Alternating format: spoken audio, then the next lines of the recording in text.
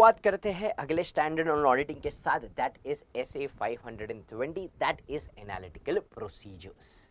अब ये जो SA 520 है एनालिटिकल प्रोसीजर्स, इसे हम भाई क्या कहेंगे, सब्सटैंटिव एनालिटिकल प्रोसीजर कहना भी सही है, ठीक है। जो हम SA 315 में, तो जब हम SA 315 में जाएंगे इसके बारे में और भी चीजें चर्चा होगी रिस्क असेसमेंट में 315 में, पर एनालिटिकल प्रोसीजर को हम क्या कह सकते हैं, सब्सटैंटिव एनालिटिकल प्रोसीजर भी कह सकते हैं, ठीक है। तो SA 520, अब ये क्या होता है, अगर हम इसका मीनिंग पढ़े, क्या हम इसका मीनिंग पढ़े तो मीनिंग क्या कहता है, evaluation of financial information through analysis of plausible relationships among both financial and non financial data. It also encompasses investigation of fluctuations or relationships that are inconsistent with the other relevant information। Sir क्या बोल रहे हो, शंकर महादेवन की तरह breathless गाए जा रहे हो, हमको कोई समझ नहीं रहा है, एक फूटी कौड़ी कुछ दिमाग में नहीं गया कि आपने क्या बोला। हाँ पता है मेरे को नहीं, आपको कुछ नहीं समझा, समझते एक एक लाइन समझते हैं।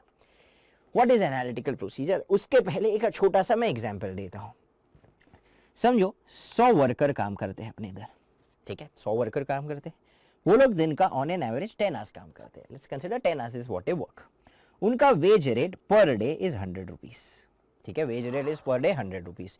तो 100 इंटू 10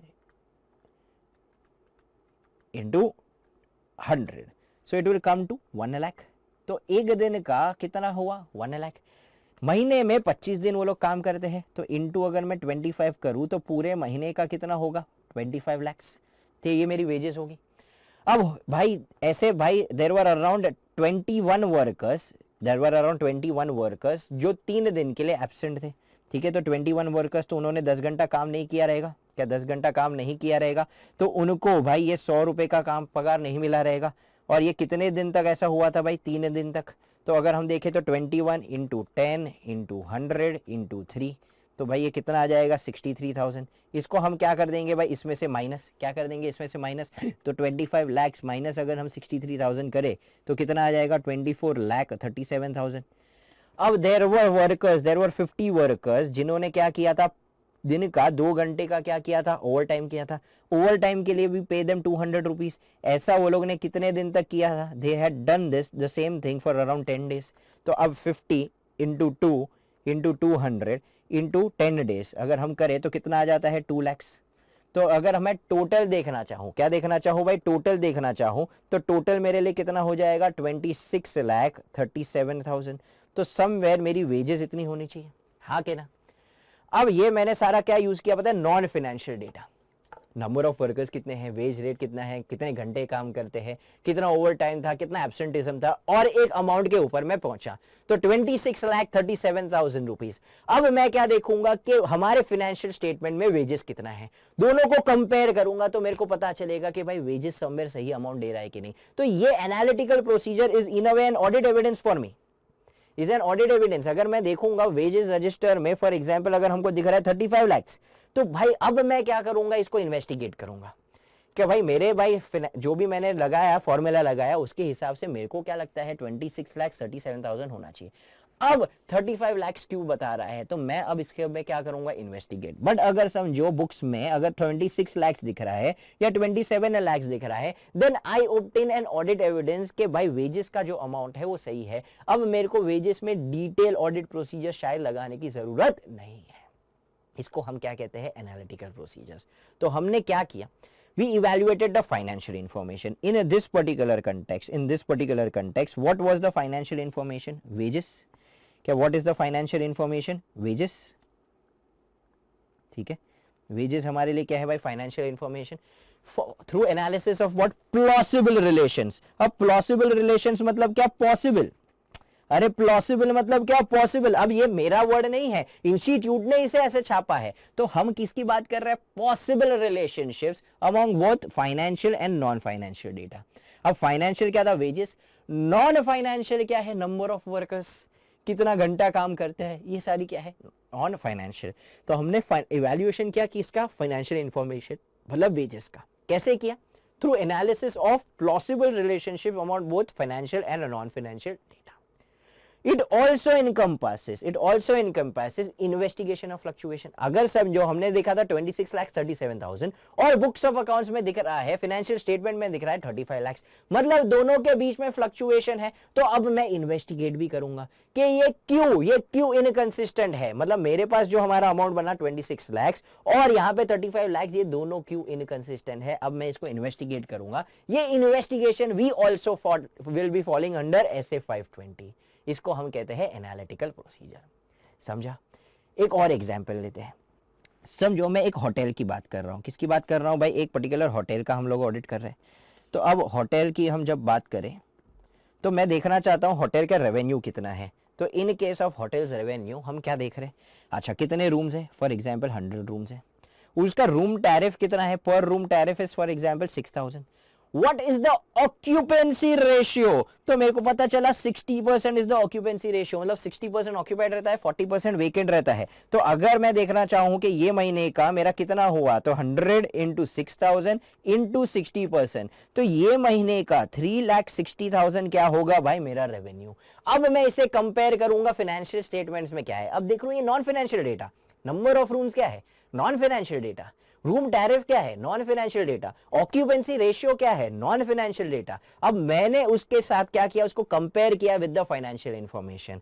ठीक है, अब अगर समझो मेरे को वहां पे दिखा नहीं द कलेक्शन वो 6 लाख, तो भाई मेरे को लगेगा भाई दे आर इनकंसिस्टेंट। मेरे फॉर्मूला के हिसाब से तो 3,60,000 आ रहा था, अब देयर इज एन इनकंसिस्टेंसी, तो अब मैं उसको क्या करूंगा? इन्वेस्टिगेट। ये सारी चीजों को हम क्या कहते हैं? Analytical procedure. क्या कहते हैं? Analytical procedure. हम इसके और भी अच्छे खासे एग्जांपल्स आगे देखेंगे, पर ये बेसिकली क्या था हमारा मीनिंग। तो जब भी एनालिटिकल प्रोसीजर का क्वेश्चन आता है, स्टार्टिंग में तो हम क्या चिपकाएंगे? हमारा डेफिनेशन, जो हम कहते हैं भाई मीनिंग। तो what is the meaning? Evaluation of financial information through what? Through analysis of plausible relationship among both financial and non-financial data. It also encompasses what? Investigation of fluctuation or relationships which are inconsistent with other relevant information. ठीक है, तो ये था भाई हमारा meaning of analytical procedure.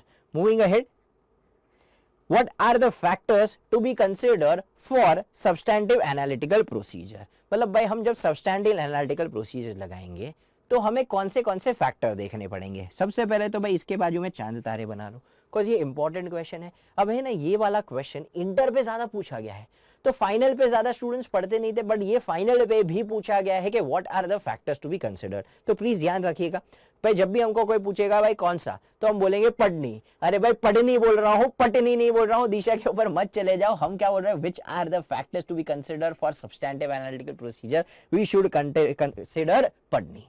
सबसे पहले P से there should be a predictability my friends. क्या होना चाहिए? प्रेडिक्टेबिलिटी।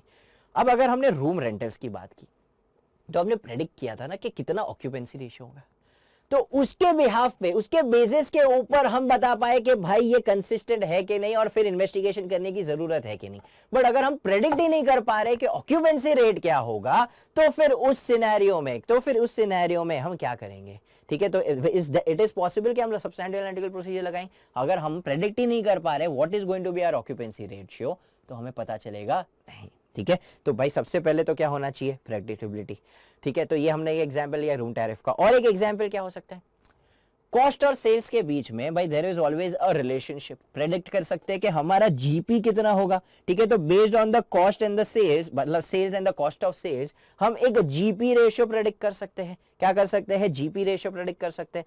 मतलब हर साल अगर हमारा GP ratio is on an average 20%, तो भाई हमको लगेगा भाई ठीक है सही है। बट अगर एक पर्टिकुलर ईयर अगर हमको लग रहा है कि हमारा जीपी रेशियो इज ओनली 5% और वाइज वर्सा 45%, तो अब ये इनकंसिस्टेंट हो गया। तो हम अब यहाँ पे क्या करेंगे? इन्वेस्टिगेट करेंगे। तो जहां पे भी प्रेडिक्टेबिलिटी है हम ये सारी चीजें देखेंगे। तो अब हमने देखा कि भाई ये किसके बीच में था? Sales and cost. और किसके बीच में हो सकता है? एक ट्रेड रिसीवेबल्स और कैश के बीच में भी हो सकता है कि भाई जितने ट्रेड रिसीवेबल्स है उसके बेसिस के ऊपर हमारा कैश कलेक्शन होगा। तो हम वो दोनों के बीच में देख रहे हैं प्रेडिक्टेबिलिटी। तो predictability is one of the factor. दूसरा इंपॉर्टेंट फैक्टर क्या है? Availability of data. अगर आपके पास ये डेटा ही नहीं है, मतलब मैं आपको ऑक्यूपेंसी रेशियो ही नहीं बता पा रहा हूं, भाई कितने वर्कर्स एब्सेंट थे, कितने वर्कर्स ने ओवर टाइम किया, अगर मेरे पास उसका डेटा ही नहीं है, तो क्या मैं सब्सटैंटिव एनालिटिकल प्रोसीजर लगा पाऊंगा? नहीं। तो I will have to verify whether we have availability of data. Thirdly, we from the D we require कि whether there is disaggregation possible. Disaggregation possible मतलब क्या मैं उसको ब्रेकअप कर पाऊंगा? ब्रेक कर पाऊंगा मतलब मैं क्या कहना चाहता हूं?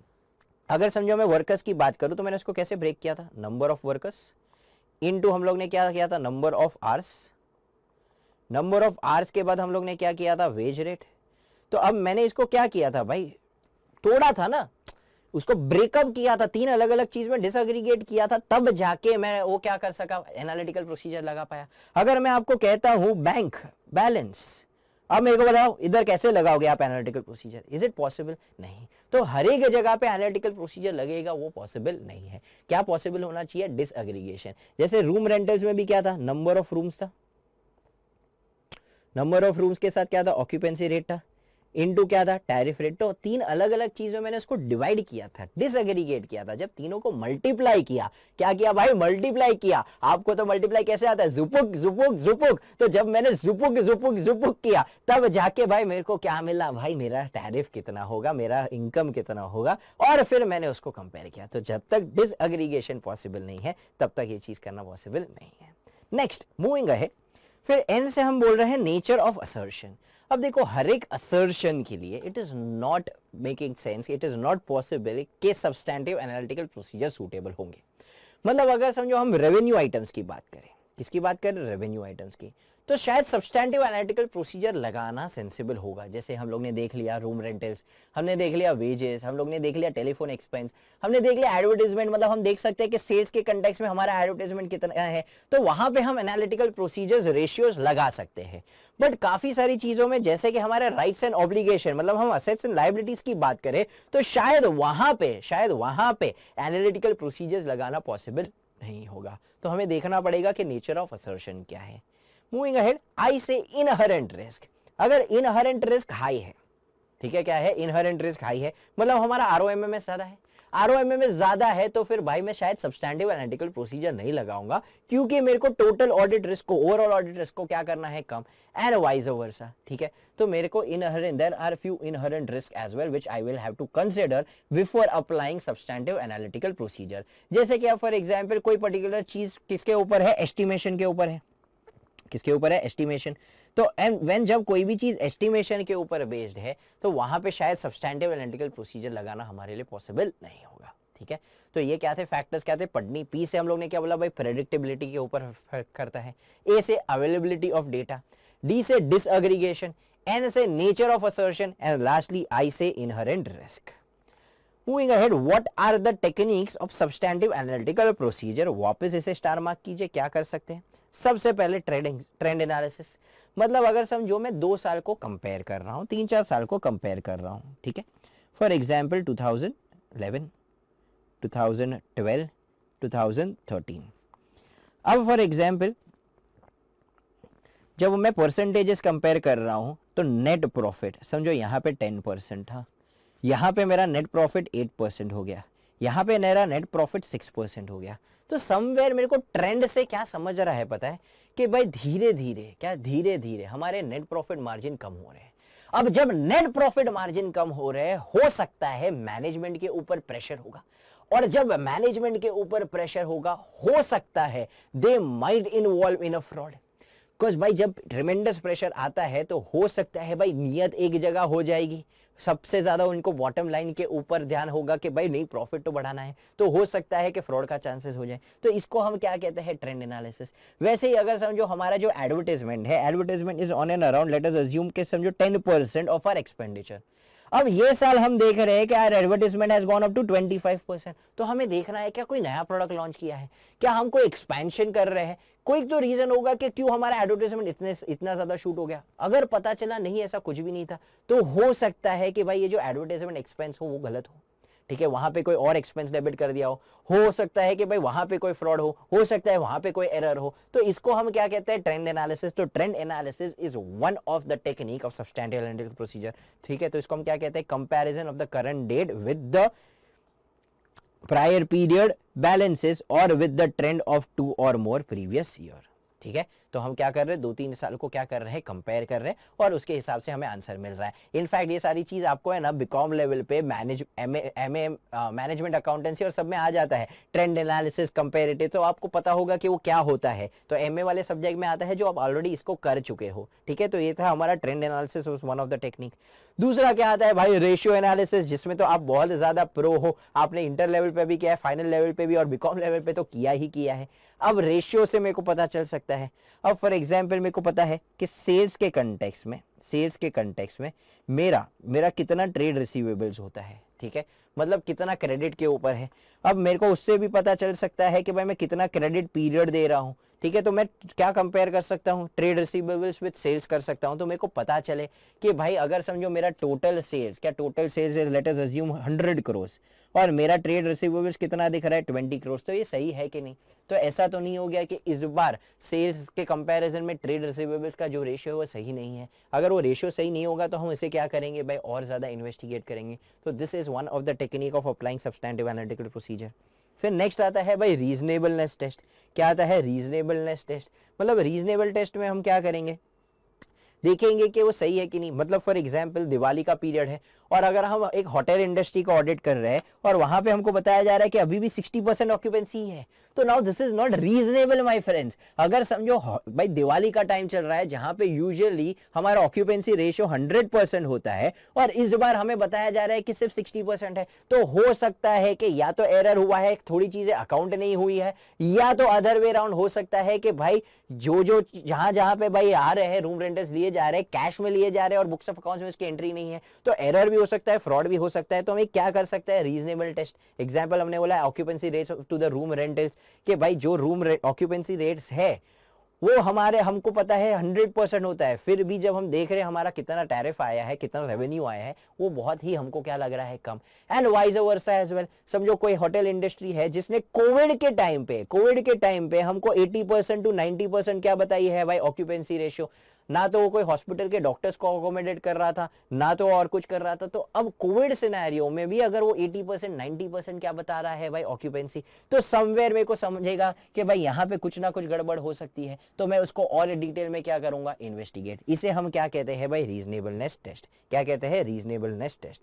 और लास्ट आता है भाई मॉडलिंग, जहां पे हम क्या करेंगे, लीनियर रिग्रेशन और सारी चीज के मॉडल यूज करेंगे। क्या करेंगे, लीनियर रिग्रेशन और सारी चीज के करेंगे, मतलब we will compare one variable data with the other independent variable, और हम वो रिग्रेशन के थ्रू क्या करेंगे, we will try to achieve an audit evidence, ठीक है, ऑब्टेन एन ऑडिट एविडेंस। तो ये सारे क्या थे हमारे techniques for substantive analytical procedure. एक क्या था, ट्रेंड एनालिसिस, एक क्या है, ratio, reasonable test and the modelling, ठीक है। ये था हमारा question number 3, techniques for substantive analytical procedure. ठीक है, moving ahead to a very important question for the final level, precautions to be taken before applying analytical procedure. अब ये बहुत छोटा सा स्टैंडर्ड है तो क्वेश्चंस भी बहुत लिमिटेड है इसमें से। तो ये पर्टिकुलर स्टैंडर्ड में से अगर आप देखोगे तो पास्ट में सबसे ज्यादा यही क्वेश्चन पूछा गया है, what are the precautions to be taken before applying the analytical procedure. तो हम क्या बोलेंगे, क्या लगाना है बाय रेड्स, ठीक है। हम एनालिटिकल प्रोसीजर लगाए, उसके पहले हम क्या प्रिकॉशन लेंगे, रेड्स। सबसे पहले हम आर से देखेंगे रिलायबिलिटी ऑफ द डेटा, जो डेटा है, समझो ऑक्यूपेंसी रेट ही गलत है, नंबर ऑफ रूम्स ही गलत है भाई, हम उनका जो रूम रेट्स है, रूम टैरिफ है, वही गलत है, तो फाइनल आंसर हमारा गलत आने वाला है। नंबर ऑफ वर्कर्स कितने हैं, कितना ओवर टाइम किया है, वो डेटा ही गलत है तो गलत हो जाएगा, ठीक है। अगर हम लोग ट्रेंड एनालिसिस कर रहे हैं, प्रीवियस ईयर के फिगर्स ही गलत है, तो वहां पे भाई जब डेटा गलत है तो वहां पे एनालिटिकल प्रोसीजर नहीं लगा पाएंगे। तो सबसे पहले हम क्या करेंगे, we will evaluate the reliability of the data, फिर ही हम क्या लगाएंगे, एनालिटिकल प्रोसीजर। फिर बाद में हम क्या करेंगे, we will develop an expectation of the recorded amount और द रेशियोज। क्या करेंगे भाई हम लोग, we will develop an expectation of amount, recorded amounts और रेशियोज, कि हम कितना एक्सपेक्ट करते हैं कि क्या अमाउंट आएगा, क्या हम कितना एक्सपेक्ट करते हैं कि क्या अमाउंट आएगा। जैसे हम लोग ने वर्कर्स और सबका देखा तो हमने देखा कुछ अराउंड 26,37,000 आ रहा था। So we developed an expectation of the recorded amount और द रेशियोज। फिर डी से determine the amount of any difference of recorded amount from expected value that is acceptable without further investigation। मतलब हम यहाँ पे क्या बोल रहे हैं पता है, इन अ वे हम एक टॉलरेबल अमाउंट सेट कर रहे हैं, टॉलरेबल लेवल सेट कर रहे हैं। क्या सेट कर रहे हैं, टॉलरेबल। याद है अपन ने ऐसे 530 में किया था, तो एक टॉलरेबल एरर है हमारा, टॉलरेबल रेंज है। हमने देखा 26,37,000 आया, और जब books of account financial statement में देखा तो 35 लाख था। तो दोनों के बीच में इनकंसिस्टेंसी है, डिफरेंस है। अब मैं कितने डिफरेंस तक आई एम ओके, 27,30,000 आया और बुक्स ऑफ अकाउंट्स में 26 लाख आया, क्या अब मैं 37,000 के लिए इन्वेस्टिगेट करूंगा?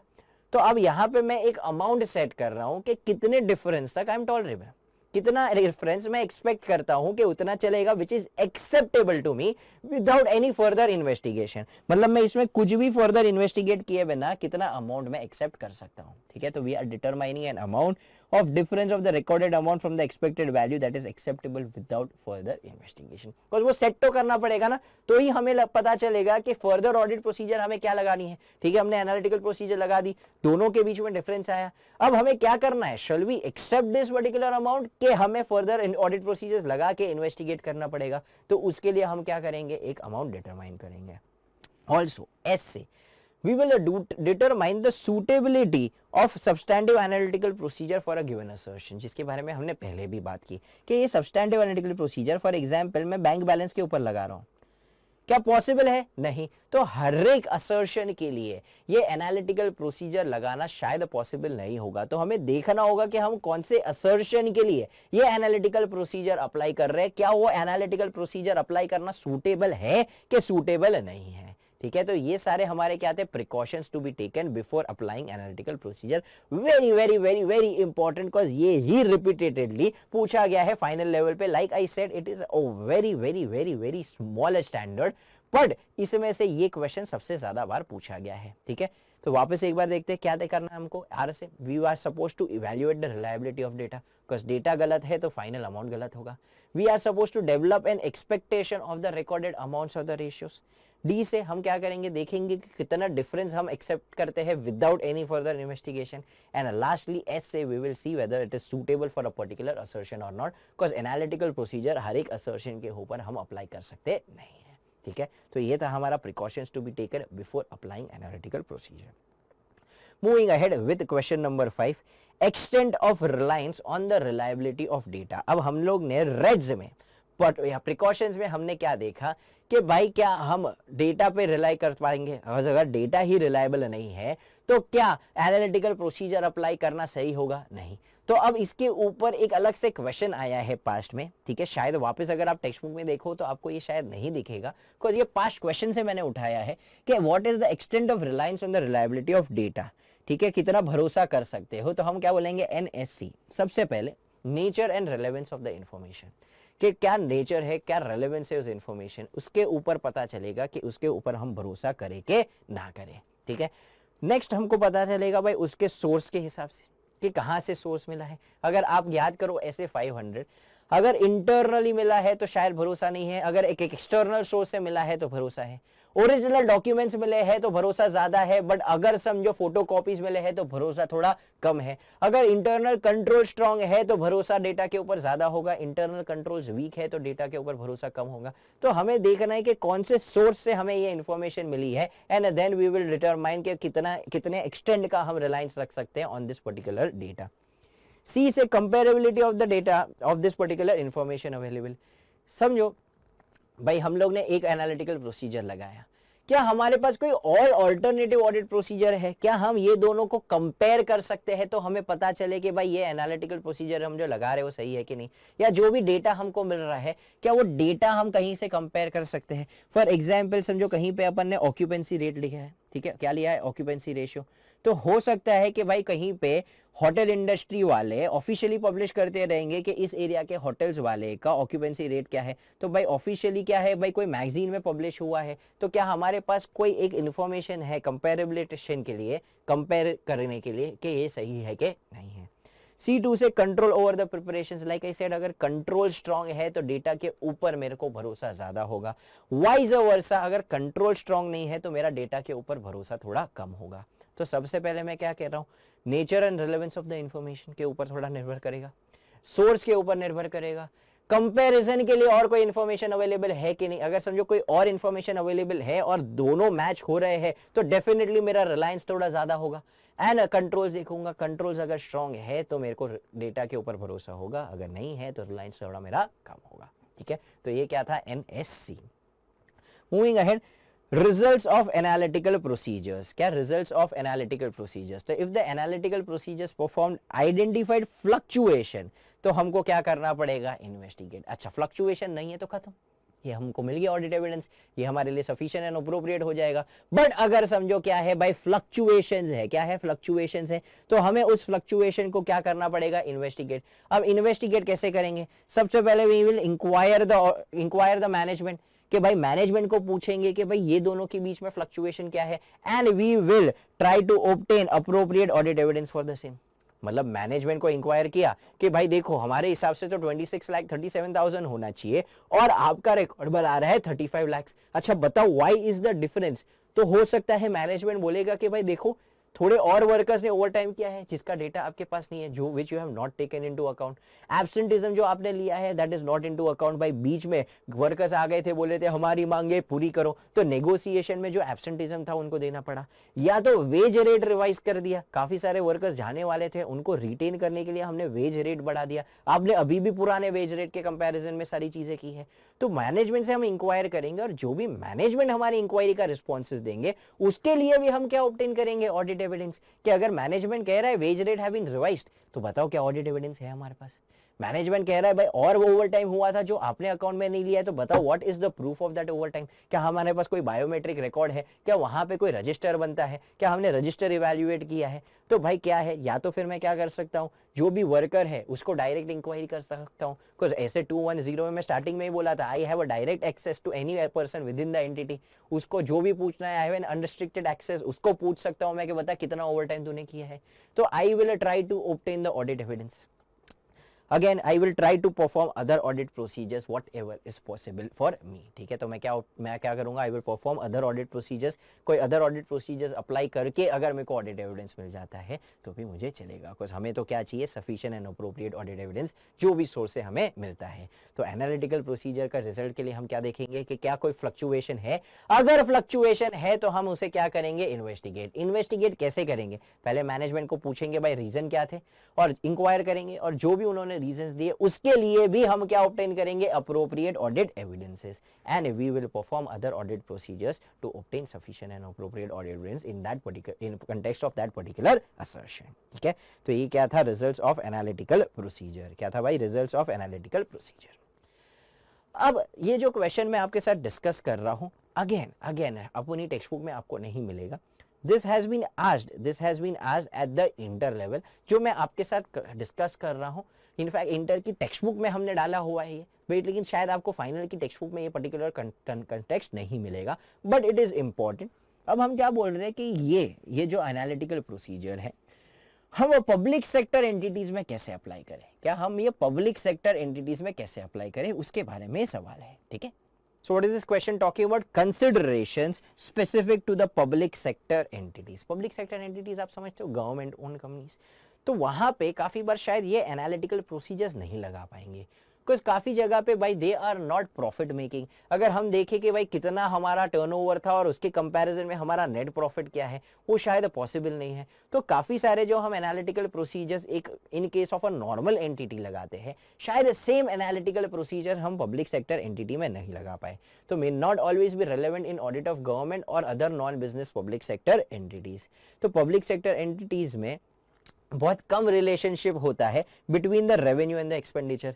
काफी बार ऐसा होता है कि भाई रेवेन्यू जो है उसके कंपैरिजन में एक्सपेंडिचर ज्यादा है, क्योंकि ये जो भी कंपनीज चलती है काफी बार किसके इंटरेस्ट में चलती है, पब्लिक इंटरेस्ट में, और पब्लिक इंटरेस्ट में चलने वाली कंपनीज ज्यादा प्रॉफिट कमाती नहीं है। जैसे कि अगर हम देखें एयर इंडिया है, वैसे हम देखें MTNL है, VSNL है, BSNL है, ये सारे केसेस में शायद एनालिटिकल प्रोसीजर्स जो हम नॉर्मल एंटिटी में लगाते हैं, जैसे कि रेशियो एनालिसिस है, ट्रेंड एनालिसिस है, वो शायद पॉसिबल नहीं होगा। क्या वो शायद पॉसिबल नहीं होगा।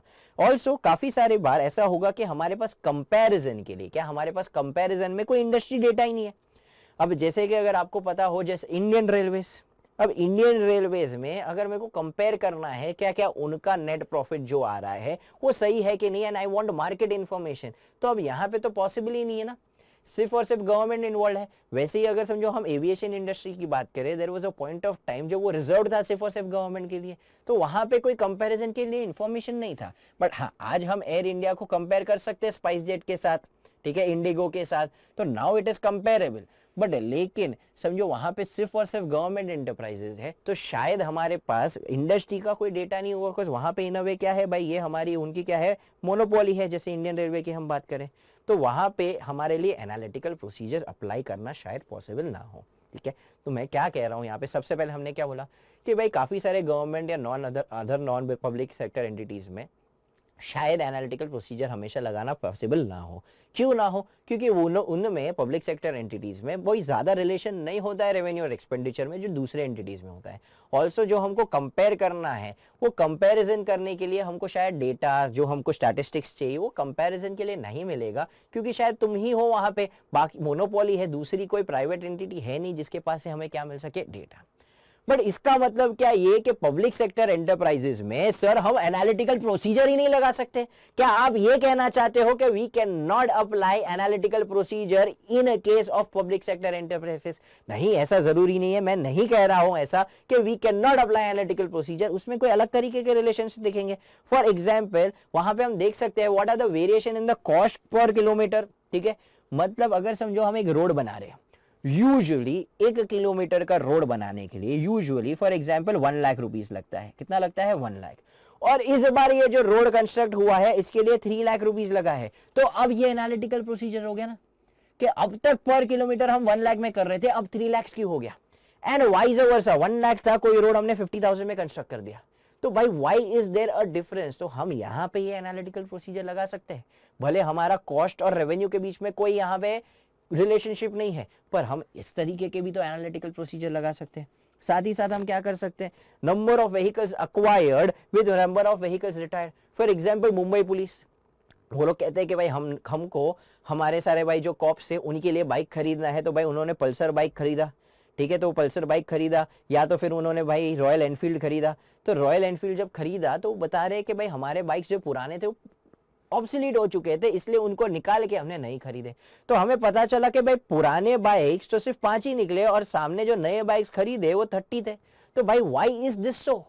नंबर ऑफ व्हीकल्स रिटायर्ड के सामने number of new vehicles purchase एकदम अलग है। वाइज वैसा भी हो सकता है कि भाई हम लोग ने रिटायर कर दिए 30 और नए खरीदे सिर्फ 5। तो भाई ऐसा क्यों? मतलब जो 25 कॉप है वो अब बिना बाइक के जाएंगे कि साइकिल पे जाएंगे? तो यहाँ पे हम क्या एनालिटिकल प्रोसीजर्स लगा सकते हैं? तो इन अ लॉट ऑफ सिनेरियोज जो हम नॉर्मल एंटिटी में एनालिटिकल प्रोसीजर लगा रहे हैं, सेम तरीके की नहीं लगा पाएंगे, शायद अलग तरीके की लगाने पड़ेंगी। बट लेकिन हम पब्लिक सेक्टर एंटरप्राइजेस में भी एनालिटिकल प्रोसीजर लगा सकते हैं। ठीक है, तो जब भी तुमको क्वेश्चन में पूछा गया what are the considerations to specific to public sector entities, तो हमें पहले वहां पे लिखना पड़ेगा कि शायद पॉसिबल नहीं होगा। क्यों नहीं पॉसिबल होगा? बिकॉज वहां पे रेवेन्यू और एक्सपेंडिचर के बीच में कोई रिलेशन नहीं है, हमारे पास कोई डेटा नहीं है इंडस्ट्री का कंपैरिजन पर्पस के लिए। पर लेकिन हम लगा भी सकते हैं। कैसे लगा सकते हैं? Variation in cost per kilometre का एग्जांपल दे सकते हैं, number of vehicles acquired compare to the vehicles retired का एग्जांपल दे सकते हैं। ठीक है, so I hope you understand. यहाँ पे नॉर्मल नहीं लग सकते। अगर समझो पब्लिक सेंटर एंटरप्राइजेस शौचालय बना रहा है, अब शौचालय में भाई उसका रेवेन्यू और एक्सपेंडिचर भाई जो 2-2 रुपया दे के आप जाते हो, अब मेरे को बताओ क्या उसका इंफ्रास्ट्रक्चर कॉस्ट कभी भी रिकवर होने वाला है? नो, दो शौचालय are made in the public interest. अब वहां पे अगर देखोगे कि भाई रेवेन्यू और एक्सपेंडिचर मीट हो तो पॉसिबल नहीं है। हाँ, फॉर योर नॉलेज, थोड़े बहुत शौचालय में रेवेन्यू जनरेट होता है, क्योंकि आपका जो वेस्ट होता है ना, उससे भाई वहां पे है ना गैस बनाया जाता है और वो गैस बेचा जाता है, और वो गैस से इनफैक्ट काफी बार इलेक्ट्रिसिटी भी प्रोड्यूस की जाती है। अगर भरोसा नहीं है तो इस कंटेक्स्ट के बारे में गूगल करना, काफी सारे शौचालय में भाई ये प्रोसीजर लगाई गई है। तो देयर माइट बी पॉसिबल कि शायद वहां पे रेवेन्यू ज्यादा हो as compare to expenditure, but not in every circumstance. तो ये क्या था? Consideration specific to the public sector enterprises. So with this हमारा एक छोटा सा स्टैंडर्ड SA 520 यहाँ पे समाप्त होता है। क्या यहाँ पे SA 520 समाप्त होता है? तो कोई भी डाउट है भाई मेरे फ्रेंड्स, कोई भी शक है तो प्लीज उसे नोट डाउन कीजिए। इनफैक्ट मैं तो सजेस्ट करता हूँ एक अलग से बुक ही बनाइए जो आपका क्वेश्चन बुक होगा। अगर सॉल्व हो जाता है तो आपका सोल्यूशन भी वहां पे लिखिए। मतलब मैं तो एज ए स्टूडेंट करता था, और फिर बीच में बैठ के ना जब 1-2 महीना चला जाता है पुराने डाउट्स निकालता हूँ, उसके सोल्यूशन पढ़ता हूँ, तो भाई एक रिवीजन हो जाता है कि अच्छा हाँ मेरे दिमाग में ऐसा कुछ आया था और इसका सोल्यूशन ये था। बिकॉज जो डाउट आपको आता है वही डाउट के ऊपर तो क्वेश्चन बनाए जाते हैं। तो आई विल तो इंसिस्ट कि जो भी डाउट्स आपको आ रहे हैं, भले सिली में सिली डाउट्स हो, वो सिली में सिली डाउट्स को एक अलग से बुक में लिखिए और उसका जो सोल्यूशन है वो भी आप वहीं पे लिखिए, बट मेंटेन दिस, बिकॉज ये क्वेश्चंस जो भी आपके डाउट्स है are very very very important. But क्या यहाँ पे हमारा चैप्टर समाप्त हो रहा है? क्या मैं चला जाऊंगा यहाँ से? नहीं माय फ्रेंड्स, यहाँ पे से मैं जाऊंगा नहीं जब तक हम क्या नहीं देखेंगे इसके पास्ट क्वेश्चंस। ठीक है, तो देखते हैं इसके पास्ट क्वेश्चंस जो आए हुए आरटीपीज एमटीपीज में as well as mock test papers में। ठीक है, ठीक है। सो अब हमने क्या किया भाई? Analytical procedures in A case of public sector entities.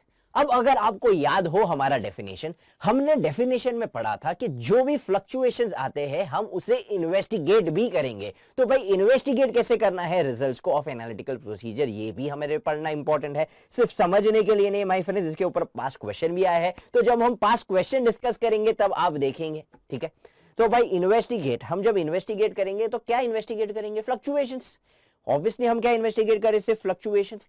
या तो फिर भाई हमको क्या मिली है भाई? कोई इंफॉर्मेशन जो हमारे एनालिटिकल प्रोसीजर के एविडेंस के विपरीत है, मतलब दोनों में क्या है भाई? इनकंसिस्टेंसी है, तो हम क्या करेंगे? इन्वेस्टिगेट। अच्छा, छोटा सा भी अमाउंट मिला तो हम उसको इन्वेस्टिगेट करेंगे क्या? नहीं। क्या होना चाहिए भाई? Significant amount. अगर आपको याद हो हमने बोला था इसमें भी हम एक टॉलरेबल अमाउंट जैसा सेट कर रहे थे कि कितना फ्लक्चुएशन आया तो विदाउट अप्लाइंग इन्वेस्टिगेशन मेरे को चलेगा। तो अगर उस अमाउंट से एक्सीड होता है, उस सिग्निफिकेंट अमाउंट से एक्सीड होता है, तो ही हम क्या करने वाले हैं? इन्वेस्टिगेट। अब इन्वेस्टिगेशन करने के लिए भी हमारे पास दो तरीके हैं। क्या इन्वेस्टिगेशन भी करने के लिए हमारे पास क्या है? दो तरीके हैं। सबसे पहले तो हम क्या करेंगे? We will inquire the management. ठीक है, we will do an inquiry of the management and we will try to obtain audit evidence. ठीक है, कि जो मैनेजमेंट्स को पूछेंगे कि भाई दोनों के बीच में इनकंसिस्टेंसी क्यों है। अगर आपको याद हो भाई हमने बोला था भाई 2,67,000 उतना कितना आना चाहिए भाई? हमारा वेजेस आना चाहिए, और बुक्स ऑफ अकाउंट्स में हमको दिख रहा है सिर्फ 1,50,000 है। तो भाई ये दोनों के बीच में इतना डिफरेंस क्यों है? हम ये मैनेजमेंट से पूछ सकते हैं। ठीक है, तो वी विल इंक्वायर। अब जो मैनेजमेंट ने हमको आंसर दिया उसके लिए हम ऑडिट एविडेंसेस ढूंढेंगे कि मैनेजमेंट के रिस्पॉन्सेस सही है कि नहीं है। ठीक है, तो inquiry of the management and obtaining appropriate audit evidence relevant to the management's responses। ठीक है, तो इतनी चीजें हम करेंगे।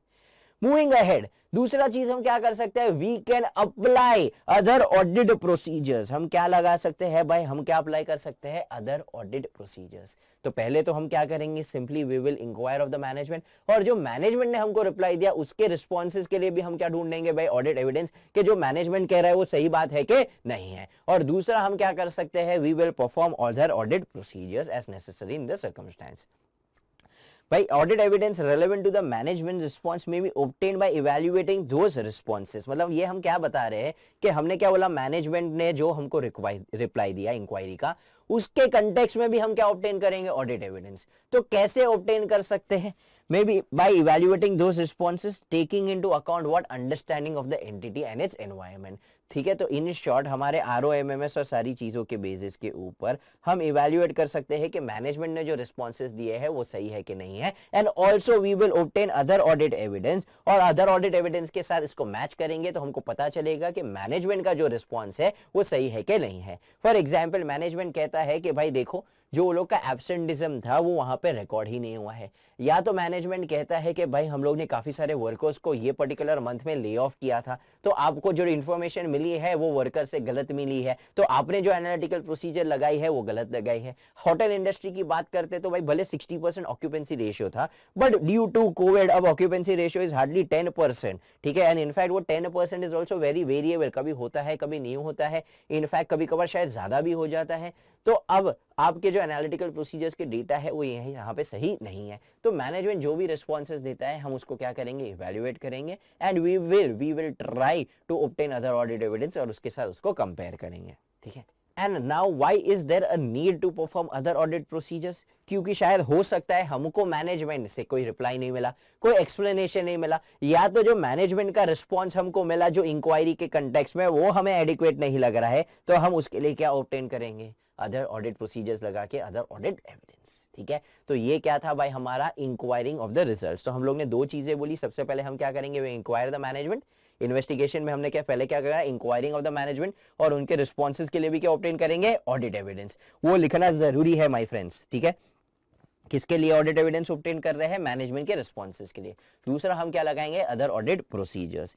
फिर हम लोग क्या बोले कि भाई जो ऑडिट रेलेवेंस, ऑडिट एविडेंस मिला है मैनेजमेंट के रिस्पॉन्सेज के लिए, उसको हम इवैल्यूएट करेंगे। कैसे इवैल्यूएट कर सकते हैं? By understanding the entity and its environment. अगर समझो मैनेजमेंट के वो जो भी रिस्पॉन्सेज है वो इवैल्यूएट करते वक्त हमें लगा कि वो सही नहीं है या उनके एक्सप्लेनेशन हमारे लिए एडिक्वेट नहीं है, तो हम क्या लगाएंगे? Other audit procedures and we will try to obtain alternative audit evidence in this particular context. ठीक है, तो ये था इन्वेस्टिगेशन। जब भी पूछा गया एग्जैक्टली इतना ही लिखोगे, इससे अलावा और कुछ ऐड करने की जरूरत नहीं है और इसमें से कुछ भी डिलीट नहीं करोगे। ये सजेस्टेड आंसर से ही मैंने पिक किया है। ठीक है, तो this is what you will write if they ask you in how are you going to investigate the results of analytical procedure. So with this we are done with SA 520 as well my friends. But क्या हमारा कोई भी lecture समाप्त होता है without discussing the past questions? No my friends, तो discuss करते हैं हमारे past question. Now what are the considerations? Question number 1, what are the considerations to be kept in mind while performing the analytical procedures? My friends, हम already ये कर चुके हैं। हमारा आंसर क्या है? रेड्स। क्या है भाई? रेड्स है। ठीक है, तो यहाँ पे सेम जो आंसर हम रेड्स कर चुके हैं वो यहाँ पे इसके क्रॉस रेफरेंस कर लीजिए। ठीक है, moving ahead with question number 2। In the audit of Hotel Great Hay Limited, its auditor wants to use analytical procedure as substantive procedure in respect of what? The room rentals, income as well as payroll cost. Guide him how it can be done. तो अब हमको उसको समझाना है room rental में कैसे लगा सकता है और पेरोल कॉस्ट में भी। तो इसके एग्जाम्पल मैं आपको बार बार देते आ रहा हूँ, द रीजन बीइंग बिकॉज इसके ऊपर क्वेश्चन पूछा गया है। तो पेरोल कॉस्ट कैसे पता चल सकता है? Number of employees into fix rate. ठीक है, होटल है ना, तो वहां पे तो वेजेस जैसा पर डे वाला चीज तो होने वाला नहीं है। तो नंबर ऑफ एम्प्लॉइज इनटू जो फिक्स रेट है तो हमको पता चल जाएगा कि उसका पेरोल कॉस्ट कितना है।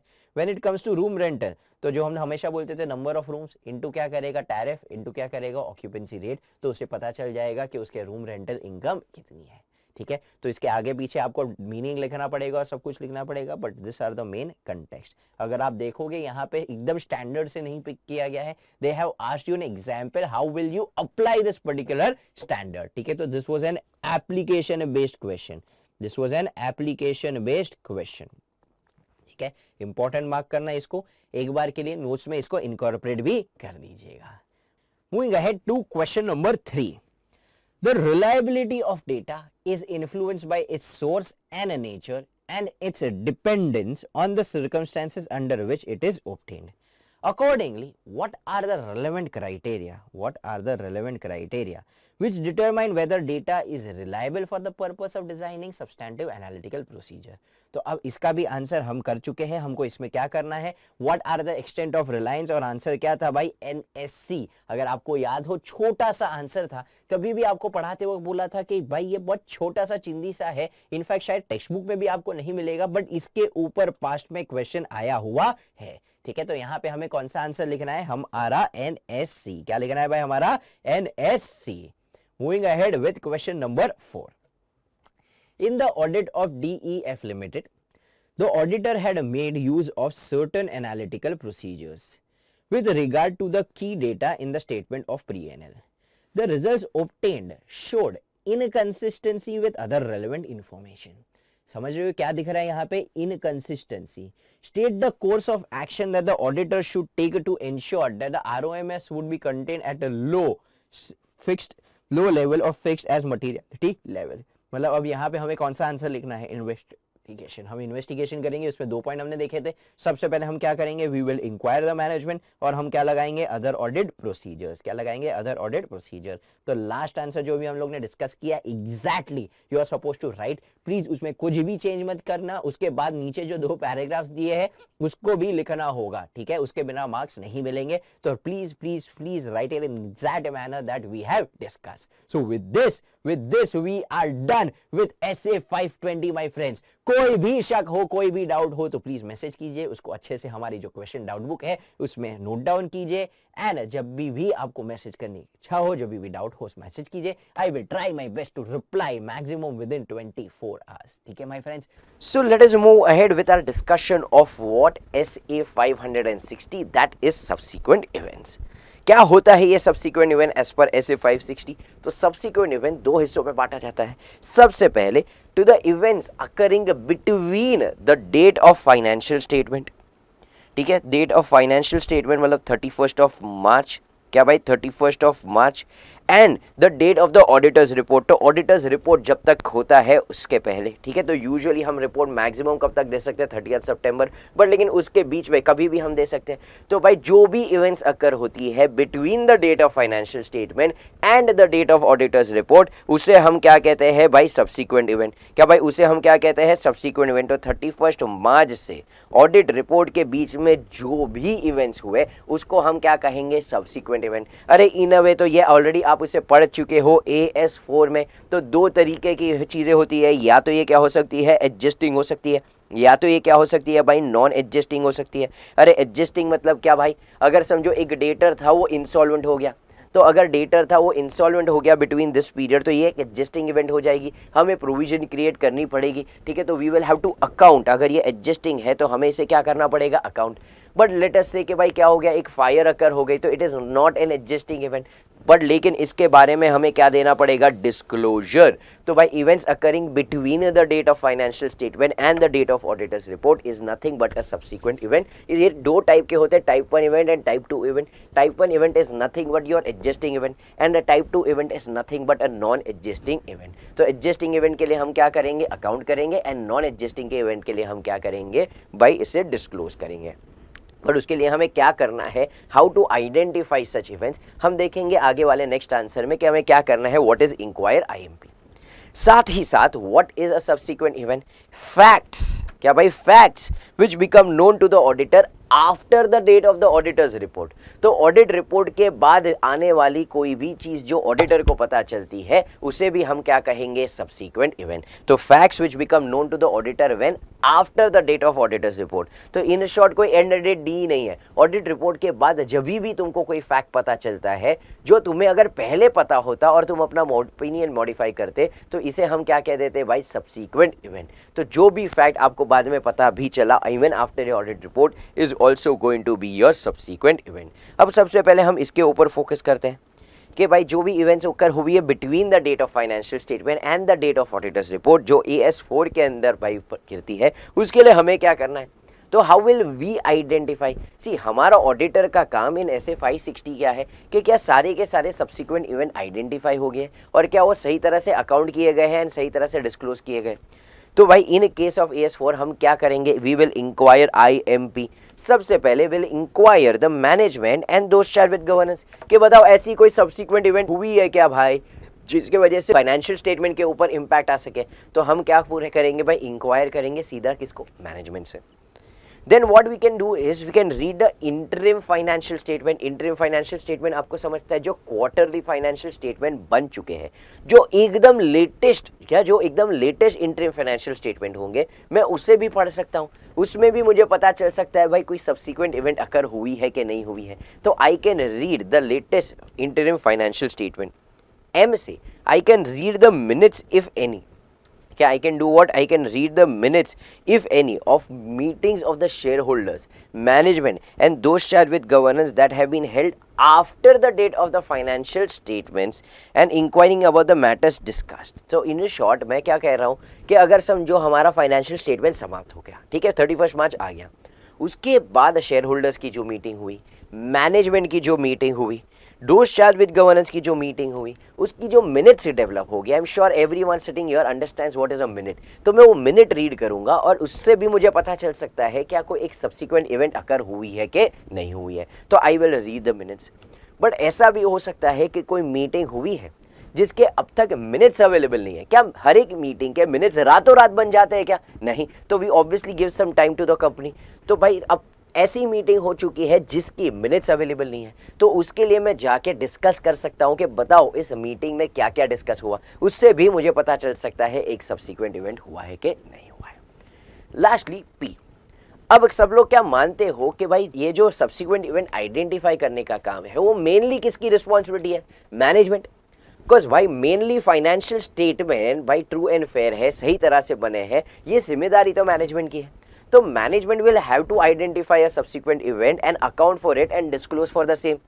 ठीक है, तो भाई ये मैनेजमेंट ने भी तो क्या किया रहेगा, एक प्रोसीजर बनाई रहेगी to identify what is subsequent events. तो मैं उस प्रोसीजर को समझूंगा, क्या वो सेम प्रोसीजर मुझे भी काम लग सकती है? तो obtaining and understanding of any procedure management has established to ensure that subsequent events are identified. तो मैनेजमेंट ने भी तो कोई ना कोई ऐसी चीज़ बनाई रहेगी, तो उसके बारे में समझो, शायद सेम चीज़ हमें भी काम लग जाए। तो ये क्या है भाई, inquire IMP। I again request my friends, I again in fact insist कि आप इसे यहाँ पे पॉज कीजिए, जब तक आपको इंक्वायर IMP याद नहीं हो गया है तब तक अगले आंसर के ऊपर ना जाए। ठीक है, तो इंक्वायर करेंगे, इंटरिम फाइनेंशियल स्टेटमेंट पढ़ेंगे, मिनट्स पढ़ेंगे और प्रोसीजर्स कोई मैनेजमेंट ने लगाई है तो उसके लिए अंडरस्टैंडिंग ऑब्टेन करेंगे। ठीक है, नाउ अब आगे बढ़ते हैं दूसरे हिस्से के साथ of the definition, facts that become known to the auditor after the date of the auditors report. So अब ऐसा हो रहा है कि भाई हमारा ऑडिट रिपोर्ट भी बन चुका है, उसके बाद हमें कोई फैक्ट पता चल रही है, तो क्या ये AS4 में फॉल होता है? वो AS4 तो किसके बारे में बात करता है? Events which occur between the date of the financial statement and the date of auditors report. अब मुझे ऑडिट रिपोर्ट के बाद कोई फैक्ट पता चल रहा है, तो अब मुझे क्या करना है?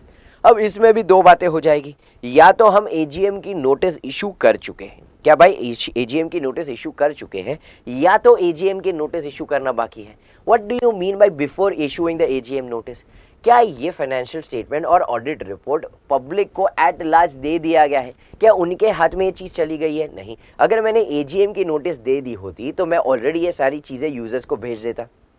सो what I am trying to say is already उनके पास क्या फाइनेंशियल स्टेटमेंट और ऑडिट रिपोर्ट होगा? नहीं होगा।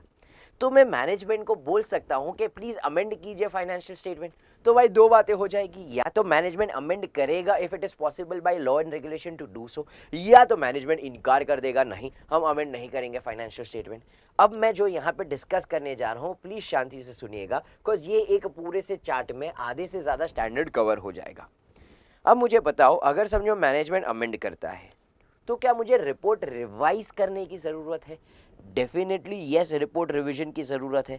मैनेजमेंट ने फाइनेंशियल स्टेटमेंट अमेंड की है तो डेफिनेटली उसके ऊपर जो मैंने पहले रिपोर्ट दिया था वो नहीं चलेगा। I will have to revise my report, ठीक है, based on the subsequent event. Yes. क्या मुझे अपना ओपिनियन मॉडिफाई करने की ज़रूरत है? क्या मैं अब ये कहूँगा that everything is not true and fair? नहीं, मुझे अपना ओपिनियन मॉडिफाई करने की ज़रूरत नहीं है, क्योंकि भाई यहाँ पे एक सब्सिक्वेंट इवेंट था, मैनेजमेंट ने उसे अमेंड कर लिया, फाइनेंशियल स्टेटमेंट अमेंड किया, उसके ऊपर मैं रिवाइज रिपोर्ट दे चुका हूँ, तो इसमें गलत क्या है? तो क्या मुझे मॉडिफाई करने की ज़रूरत है? नहीं। बट क्या मुझे एक एम्फेसिस ऑफ मैटर पैराग्राफ देने की ज़रूरत है? यस, डेफिनेटली ज़रूरत है, क्योंकि मैं इसे हाईलाइट करना चाहता हूँ। क्या भाई मैं इसे क्या करना चाहता हूं? हाईलाइट करना चाहता हूं, users of the financial statement का ध्यान आकर्षित करना चाहता हूं। तो क्या भाई मैं एक हाईलाइटर यूज करूंगा?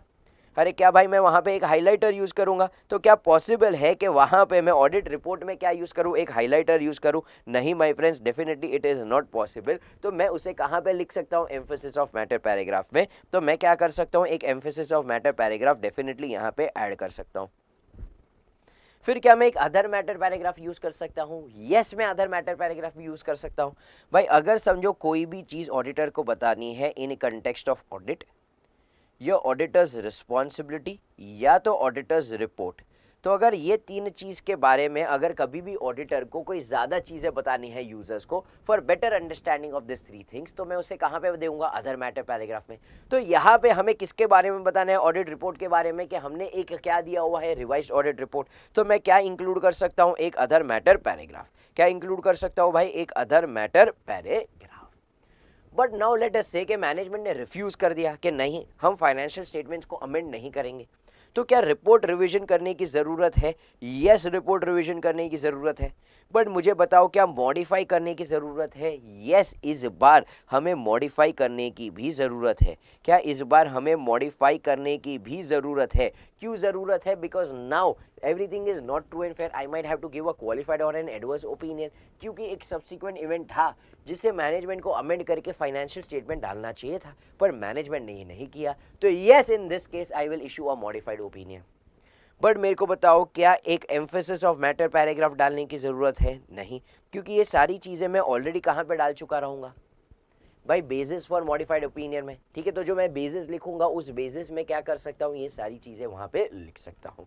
एंड लास्टली क्या आएगा भाई, हमारा अदर मैटर पैराग्राफ। क्या आएगा, अदर मैटर पैराग्राफ। तो क्या मुझे अदर मैटर पैराग्राफ लिखने की ज़रूरत है? यस, क्योंकि भाई मेरा रिपोर्ट तो रिवाइज हुआ है, तो कभी भी कोई भी चीज़ ऑडिट के कंटेक्स्ट में, ऑडिटर्स रिस्पॉन्सिबिलिटी या ऑडिट रिपोर्ट के कंटेक्स्ट में है, तो यस मुझे कहाँ पे इंक्लूड करना पड़ेगा, इसे अदर मैटर पैराग्राफ में एज वेल।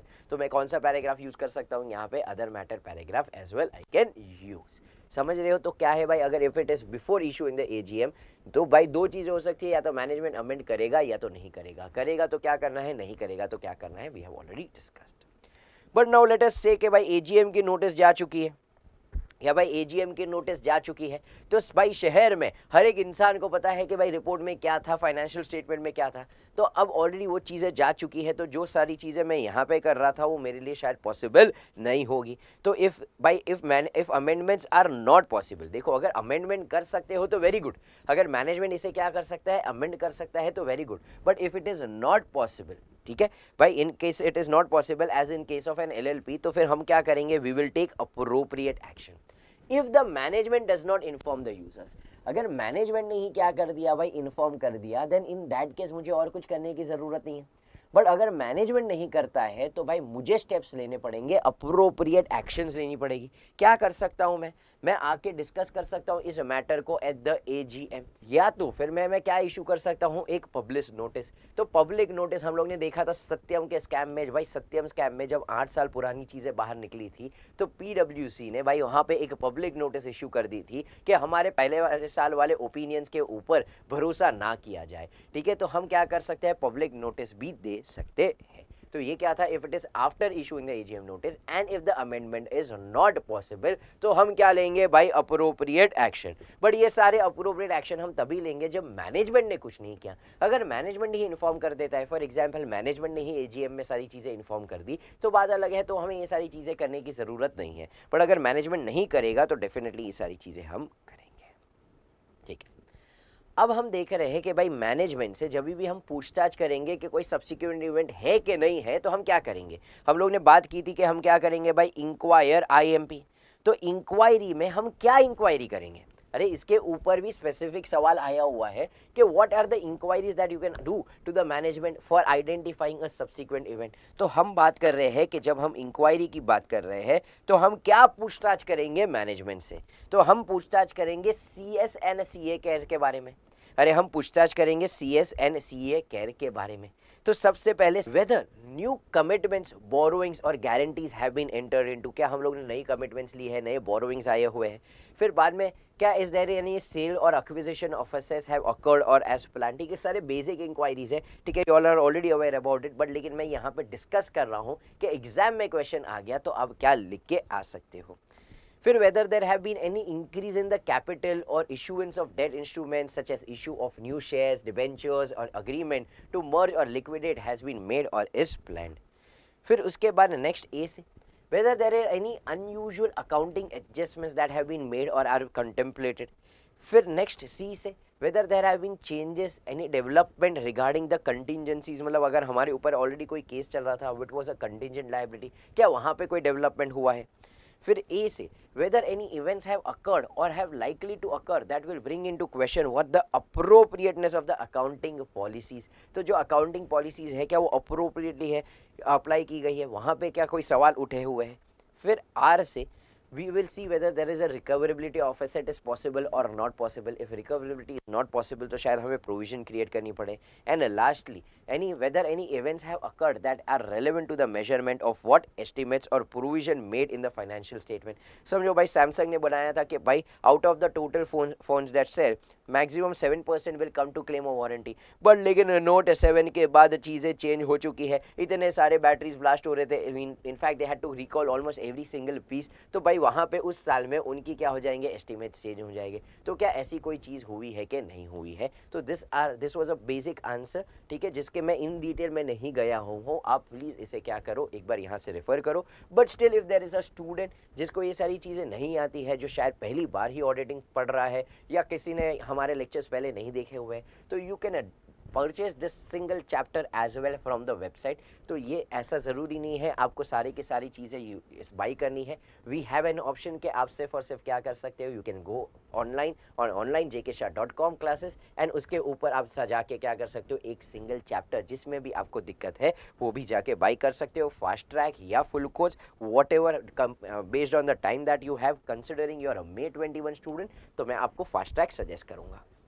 ठीक है, अब हम ऑलरेडी डिस्कस कर चुके हैं facts which become known to the auditor after the date of the auditors report, but लेकिन इसका आंसर हम कैसे लिखेंगे, हमने उसे सिर्फ चार्ट फॉर्मेट में किया था।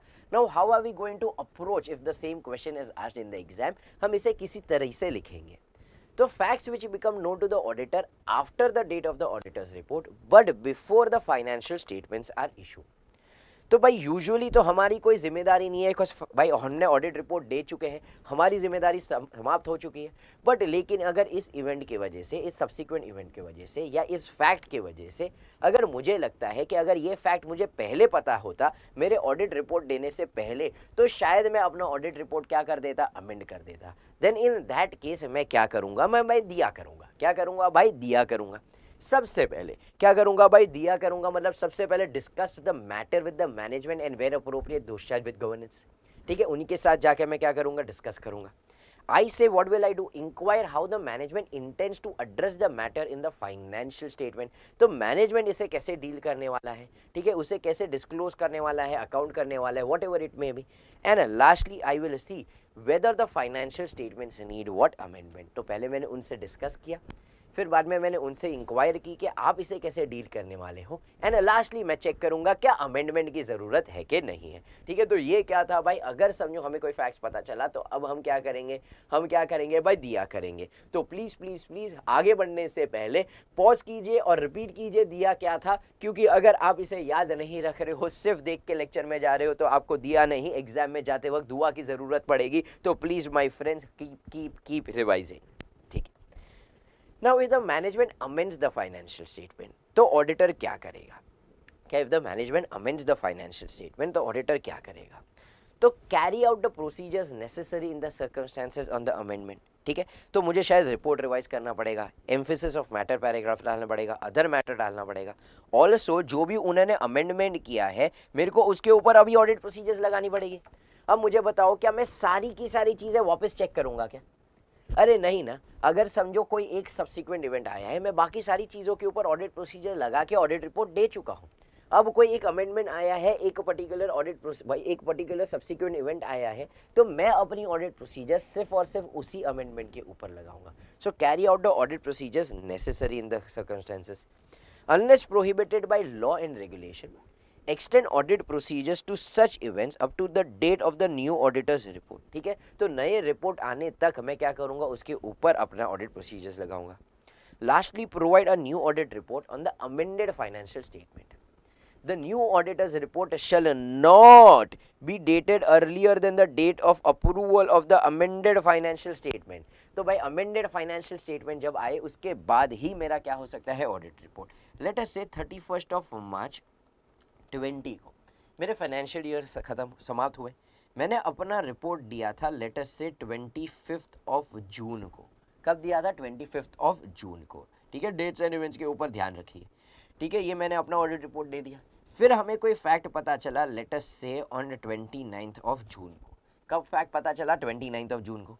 तो हमने मैनेजमेंट को बोला भाई आप क्या कीजिए, अमेंड कीजिए फाइनेंशियल स्टेटमेंट। उन्होंने अमेंड की है, let us say they amended on 30th of June itself. ठीक है, लेट्स से फॉर एग्जांपल से 30th ऑफ जून।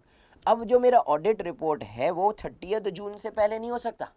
क्या अब मेरा ऑडिट रिपोर्ट वापस 25 जून का हो सकता है या 29 जून का हो सकता है? नहीं। मैं ऐसा बोल सकता हूँ ये डेट पे सब्सिक्वेंट इवेंट हुआ था तो उस दिन का नहीं। जब नया हवाई फाइनेंशियल स्टेटमेंट्स अमेंड करके जब उसे अप्रूव किया जाएगा उसके बाद ही मेरा क्या हो सकता है भाई, उसके ऊपर का ऑडिट। ठीक है, facts which become known to the auditor after the financial statements have been issued, मतलब एजीएम की नोटिस जा चुकी है तो आप वापस क्या करोगे भाई, एक बार के लिए दिया तो करोगे। ठीक है, आप डिस्कस करोगे मैनेजमेंट के साथ और देखोगे, इंक्वायर करोगे, देखोगे क्या अमेंड करने की ज़रूरत है। अगर मैनेजमेंट अमेंड करता है तो वेरी गुड, हम वापस क्या करेंगे, we will carry out the procedures on the amendment. ठीक है, then again we will do what? Review the steps taken by the management to ensure that anyone in receipt of the previously issued financial statement together with the auditor's report thereon is informed on the situation. तो मैं देखूंगा कि भाई क्या management ने appropriate action ली है कि जिसको पहले ये फाइनेंशियल स्टेटमेंट्स और मेरा ऑडिट रिपोर्ट मिल चुका है, क्या उन सबको इसके बारे में इन्फॉर्म किया जा रहा है by whatever means they can. तो are they informing them? Because अगर वो लोग नहीं करेंगे तो ये सारी चीज़ें कौन करेगा? मैं करूँगा. तो in some entities management may not be required by the applicable law and regulation of the financial reporting framework to issue amended statements. ठीक है. And accordingly, the auditor need not provide amended on the new auditor's report. However, the management does not amend the financial statement in circumstances which the auditor believe they need to amend then.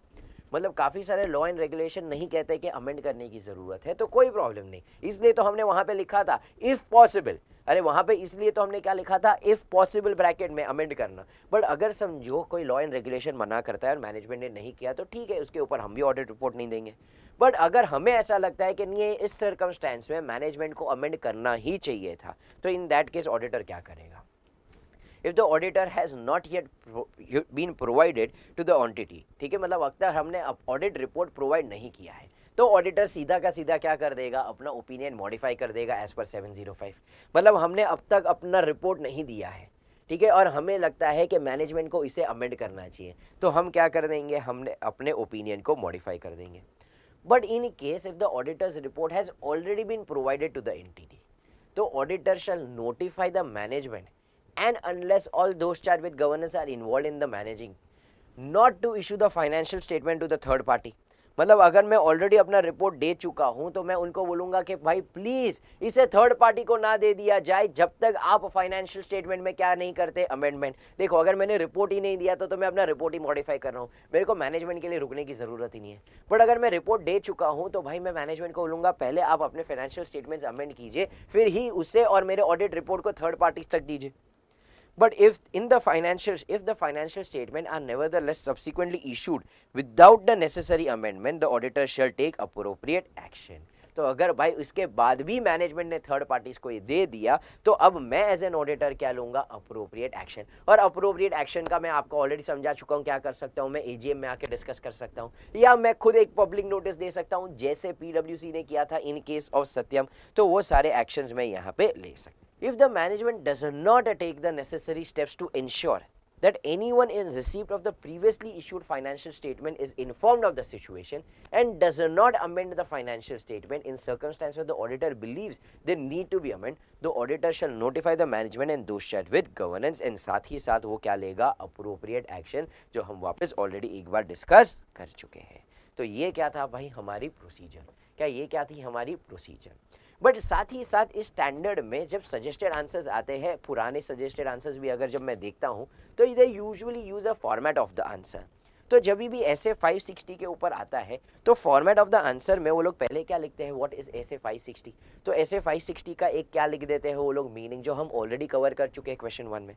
फिर उसके बाद अगर समझो question is in context of AS4 and AS29. अब तो आपको end S आ गया है, but still I have seen a lot of questions जहाँ पे AS4 एंड AS29 वो लोग कोट करते हैं. तो आप वहाँ पे क्या कोट करके आ सकते हो? AS4. मैं आपको सिर्फ इसीलिए ये बता रहा हूँ क्योंकि आप इंड एस पढ़ते हो तो आपके पास शायद AS4 का ये कंटेंट नहीं होगा जो आपने IPCC में या इंटर में पढ़ा हुआ था. तो AS4 के बारे में वो लोग यहाँ पे एक इंट्रोडक्शन लिखते हैं एंड AS29 के बारे में एक इंट्रोडक्शन लिखते हैं अगर for example the question is context of creating a provision और एनीथिंग एज सच. तो एक बार आप ये फॉर्मेट ऑफ द आंसर भी देख के जा सकते हो. सो with this I finally put an end to our discussion of what SA 560. तो कोई भी शक है, कोई भी सवाल है तो प्लीज़ जरा भी हिचकिचाइए नहीं. आपको जो पूछना चाहे आप पूछ सकते हो. हमारी डाउट सॉल्विंग मैकेनिज्म आपके लिए अवेलेबल है. Please make the best use of this, because हो सकता है कि आप शायद कोई प्रश्न ना पूछो बट लेकिन इंस्टीट्यूट वही सेम आपका डाउट 5 मार्क का प्रश्न बना के लेके आएगी एंड फिर तब आपको रिग्रेट होगा कि शायद मैंने इसे पूछ लिया होता तो अच्छा होता. बट क्या हमारा कोई भी स्टैंडर्ड समाप्त होता है जब तक हम क्या नहीं करेंगे? इसके पास्ट क्वेश्चंस. तो एक बार देखते हैं इसमें अब तक क्या पूछा गया है. ठीक है, सो अब इसके ऊपर सवाल क्या है हुआ है? Question number 1, briefly explain the audit procedures on subsequent events और briefly describe the auditor's responsibility regarding what the subsequent events। ठीक है, तो हम ऑलरेडी हमारी जो ऑडिट प्रोसीजर्स है वो हम ऑलरेडी डिस्कस कर चुके हैं। हम मीनिंग लिखेंगे, साथ ही साथ हम क्या लिखेंगे, इंक्वायर IMP।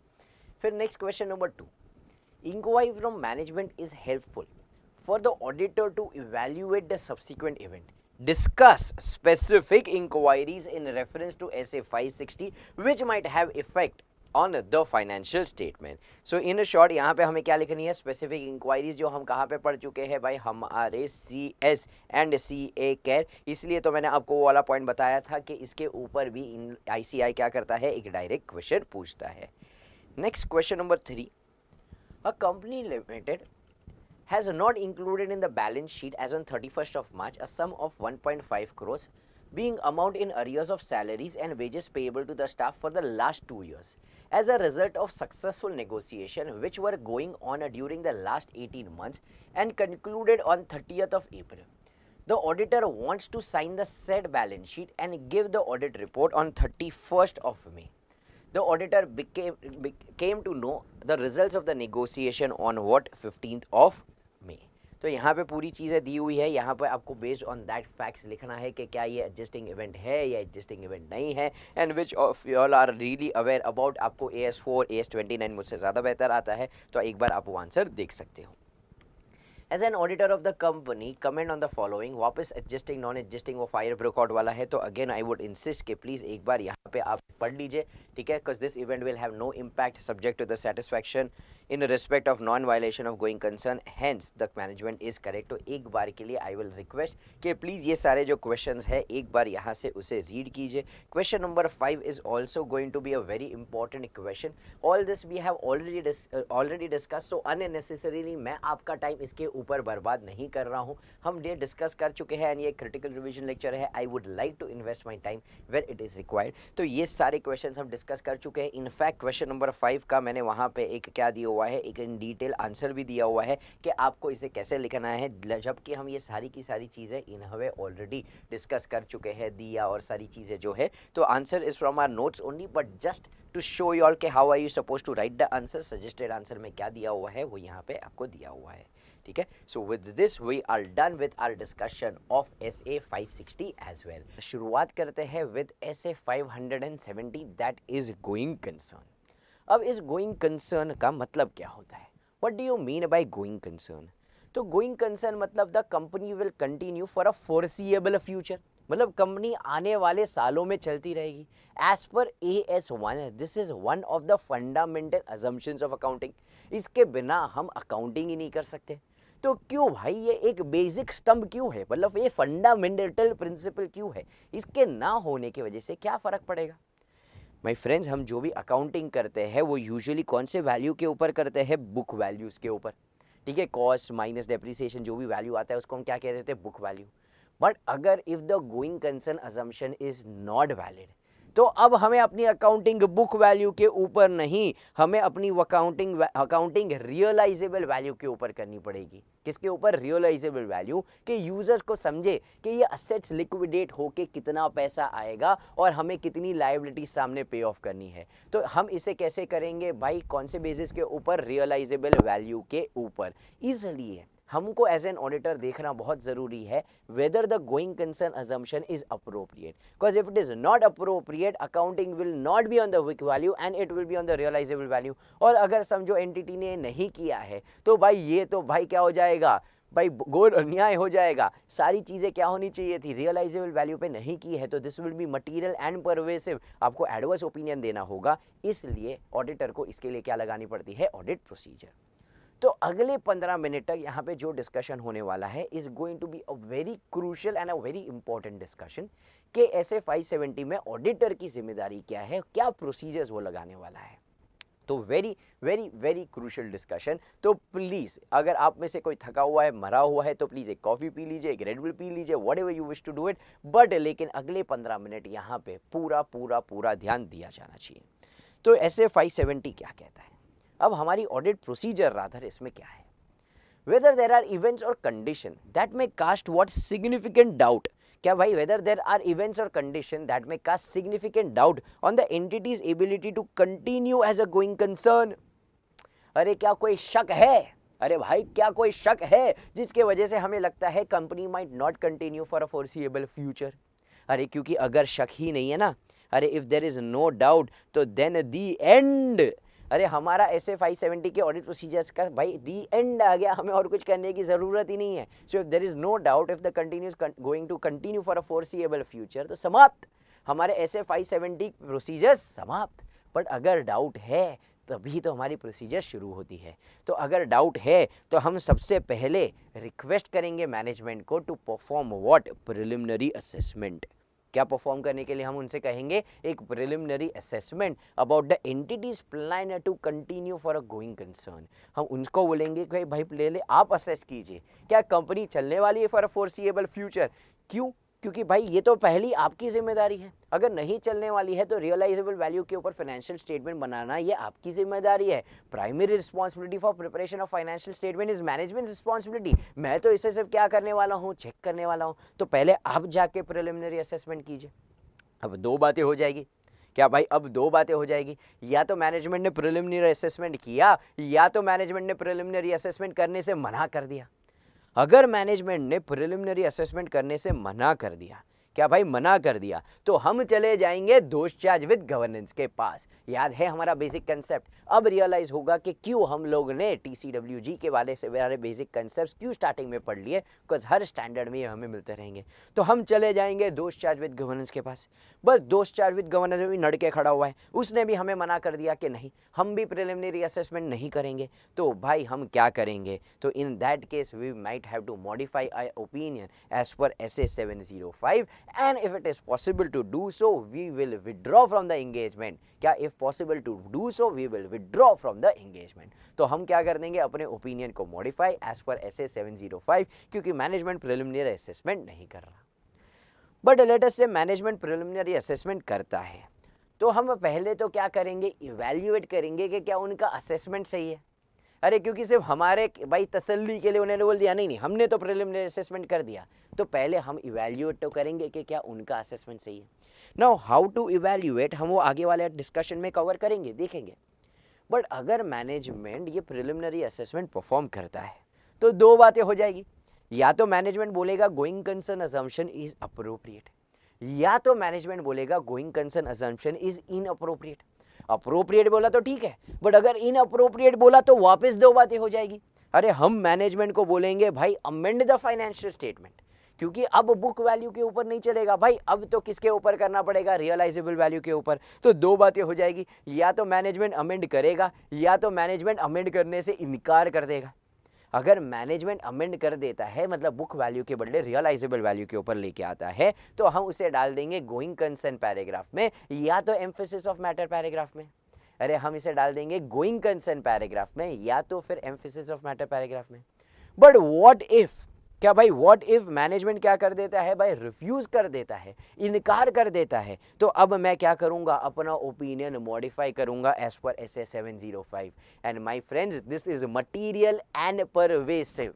क्या this is material and pervasive? Why is it material and pervasive? अरे भाई सारे के सारे फाइनेंशियल स्टेटमेंट, हर एक item should be at realisable value, but however this is shown at book value. तो this is material and pervasive. तो भाई हम छाती ठोक के वहां पे लिख के आएंगे कि we will give an adverse opinion. अरे काफ़ी सारे प्रोफेसर यहाँ पे भी डिप्लोमेटिक वे में बोलते हैं कि लिख के we will modify opinion as per 705। ठीक है, चलेगा, एक बार शायद एग्जामिनर बहुत ज़्यादा मार्क्स भी नहीं काटेगा। अरे पर MCQ आया तेरे को तो तू क्या करेगा? अरे अगर समझो इनअप्रोप्रिएट है एंड मैनेजमेंट रिफ्यूज करता है टू अमेंड, तो which opinion will you give? और 4 ऑप्शन दे दिए, तो क्या वहाँ पे डिप्लोमेटिक रह के ऑल ऑफ द अबव तो टिक करके आएगा या एनी ऑफ द अबव तो टिक करके आएगा? तो यहाँ पे हम क्या देने वाले हैं? एडवर्स को this is material and pervasive. ठीक है, तो वापस एक बार हम रिवाइज करते हैं बिफोर वी गो अहेड। हम लोग ने क्या बोला? सबसे पहले तो भाई मैनेजमेंट को हम लोग क्या बोलेंगे कि कोई डाउट है क्या? डाउट है तो प्रिलिमिनरी असेसमेंट करो। तो दो बातें हो जाएगी, या तो मैनेजमेंट ने किया या तो नहीं किया। अगर मैनेजमेंट ने किया तो ठीक है, हम देखेंगे आगे क्या करना है, बट नहीं किया तो हम चले जाएंगे दोष चार्ज विद गवर्नेंस के पास। अब अगर दोष चार्ज विद गवर्नेंस भी बोलता है नहीं, तो हम मॉडिफाई करेंगे ओपिनियन एज पर 705 और पॉसिबल हुआ तो हम विड्रॉ कर लेंगे। बट अगर मैनेजमेंट ने परफॉर्म किया तो पहले तो इवैल्यूएट करेंगे क्या क्या उनका असेसमेंट सही है। बट अगर असेस किया तो दो बातें हो जाएगी, या तो गोइंग कंसर्न इज अप्रोप्रिएट या तो इट इज़ इनअप्रोप्रिएट। अप्रोप्रिएट है तो वेरी गुड, बट अगर इनअप्रोप्रिएट है तो दो बातें हो जाएगी, या तो मैनेजमेंट अमेंड करता है या तो मैनेजमेंट नहीं करता। मैनेजमेंट अमेंड करता है तो very good, going concern paragraph में इसके बारे में लिखो, या तो ईओएम के बारे में जो हम ऑलरेडी भाई सीख चुके हैं, एम्फेसिस ऑफ मैटर पैराग्राफ, या तो फिर भाई अगर मना करता है तो आप मॉडिफाई कर दो। बट क्या यहाँ पे हम डिप्लोमेटिक रहेंगे? नहीं, हम लिख के आएंगे कौन सा opinion, adverse opinion, because this is material and pervasive. But अगर मैनेजमेंट बोलता है गोइंग कंसर्न इज अप्रोप्रिएट तो ठीक है, बट लेकिन वापस दो बातें हो जाएगी, या तो there is a material uncertainty और the material uncertainty does not exist. मतलब going concern is appropriate, but for say let's say एक हमारे ऊपर केस चल रहा है, हमें पता नहीं है कि हम हारेंगे कि जीतेंगे, ठीक है, हमें पता नहीं है कि हम हारेंगे कि जीते, ठीक है, तो वी आर नॉट श्योर। अगर ज़्यादा श्योर होते तो हम उसकी प्रोविजन क्रिएट कर ही देते, तो वी आर नॉट श्योर, तो इन अ वे एक मटीरियल अनसर्टेनिटी है, या तो मटीरियल अनसर्टेनिटी भी नहीं है। अरे अगर मटीरियल अनसर्टेनिटी भी नहीं है ना तो भाई वेरी गुड, भाई दी एंड। अरे भाई कुछ भी नहीं, मैनेजमेंट बोल रहा है भाई हमने असेस किया, गोइंग कंसर्न इज अप्रोप्रिएट, और कोई मटीरियल अनसर्टेनिटी भी नहीं है, बस और क्या चाहिए भाई ज़िंदगी में, हो गया भाई ख़त्म, और कुछ करने की ज़रूरत नहीं है। बट अगर मैनेजमेंट कहता है मटीरियल अनसर्टेनिटी एग्जिस्ट, ठीक है, हमें भी लगता है मटीरियल अनसर्टेनिटी एग्जिस्ट, तो हम मैनेजमेंट को क्या बोलेंगे, एटलीस्ट भाई तू उसे डिस्क्लोज कर दे। अरे उसको क्या कर दे, डिस्क्लोज कर दे। आई अंडरस्टैंड कि it is not inappropriate, going concern is not inappropriate, there is just a material uncertainty. But कल अगर ये डाउट रियलिटी में कन्वर्ट हो गया तो पब्लिक मेरे को बोलेगा कि जब तुझे ये डाउट के बारे में पता था तो लोगों को बताया क्यों नहीं। अरे यूजर्स भी बोलेंगे मैनेजमेंट को कि भाई when you were aware about this material uncertainty you could have at least informed us. तो हम यहाँ पे क्या करेंगे, तो भाई यहाँ पे हम क्या करेंगे, we will provide what adequate disclosure. तो दो चीज़ें हो सकती है, या तो मैनेजमेंट ने डिस्क्लोजर दिया या तो मैनेजमेंट ने डिस्क्लोजर नहीं दिया। तो मैनेजमेंट प्रोवाइड्स या तो मैनेजमेंट रिफ्यूजेस। क्या भाई, मैनेजमेंट या तो प्रोवाइड्स या तो मैनेजमेंट रिफ्यूजेस। अगर मैनेजमेंट प्रोवाइड करता है, क्या भाई, या तो मैनेजमेंट प्रोवाइड करता है या तो रिफ्यूज़ करता है। अगर मैनेजमेंट ने मना कर दिया तो ऑडिटर इन दैट केस क्या करेगा, अपना ओपिनियन मॉडिफाई करेगा एज पर 705। यहाँ पे हमें डिप्लोमेटिक रहना पड़ेगा, यहाँ पे हम बोलेंगे we will give a what qualified or an adverse opinion, ठीक है, बिकॉज यहाँ पे हम बोल नहीं सकते कि भाई दिस इज मटीरियल परवेसिव, हमें देखना पड़ेगा कि कितना इम्पैक्ट है। Also in the opinion paragraph auditor state करेगा कि एक मटीरियल अनसर्टेनिटी एग्जिस्ट करती है which casts what significant doubt on the entity's ability to continue as a going concern, but financial statements do not adequately disclose the matter। तो हम users को बताएंगे कि ऐसा एक डाउट है पर फाइनेंशियल स्टेटमेंट इसे डिस्क्लोज नहीं करता, इसलिए मैंने अपना ओपिनियन क्या किया है भाई, मॉडिफाई किया है, ठीक है। अब अगर मैनेजमेंट डिस्क्लोजर प्रोवाइड करता है तो क्या हमारी जिम्मेदारी समाप्त हो गई? नहीं। अरे पब्लिक बोलेगा भाई ये चार्ट खुलते ही जा रहा है, खुलते ही जा रहा है, नहीं बस समाप्त होने आया है। तो अगर मैनेजमेंट डिस्क्लोजर प्रोवाइड करता है तो ऑडिटर की क्या जिम्मेदारी है, तो auditor shall determine whether the financial statement adequately disclose what, two things. क्या adequately disclose two things, firstly the principal events और condition that may cast what doubt on the entity's ability. मतलब कौन सा ऐसा इवेंट है जिसके वजह से हमें शक हो रहा है, जिसके वजह से हमें डाउट आ रहा है, तो वो डाउट वो इवेंट को डिस्क्लोज करो। दूसरा, management plan to deal with this.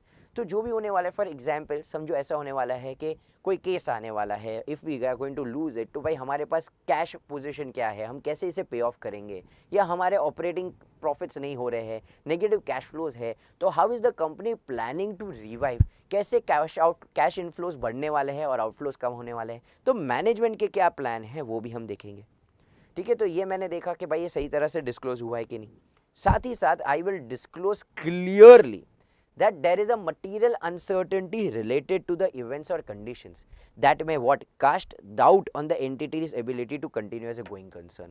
तो मैं वहाँ पे clearly लिखूंगा कि भाई एक material uncertainty है and therefore it may be unable to realize the assets and discharge its liability in the normal course of business। क्यों मैंने यहाँ पे लिखा, सी स्पेसिफिकली मैं ये वहाँ पे लिख रहा हूँ कि he may be unable to what discharge the assets, sorry realize the assets and discharge the liabilities। क्यों इतना स्पेसिफिक वे में लिख रहा हूँ, कि भाई गोइंग कंसर्न अप्रोप्रिएट नहीं है, मटीरियल अनसर्टेनिटी है, ये तुमको और मुझे समझता है, वी बीइंग चार्टर्ड अकाउंटेंट्स और you are going to be chartered accountant in couple of months, but क्या हर एक दुनिया वाले को समझेगा, क्या हर एक यूजर्स को समझेगा कि मटीरियल अनसर्टेनिटी क्या है? नहीं। इसलिए मैं वहाँ पे एक लेमैन लैंग्वेज में लिख रहा हूँ कि company may not be able to realise its assets and discharge the liability. तो हर एक user of the financial statement को समझेगा कि भाई यहाँ पे कुछ तो भी गड़बड़ है, छोटा मोटा यहाँ पे डाउट है, ठीक है। तो इसे भी मैं क्या करूँगा, यहाँ पे क्लासिफाई करूँगा।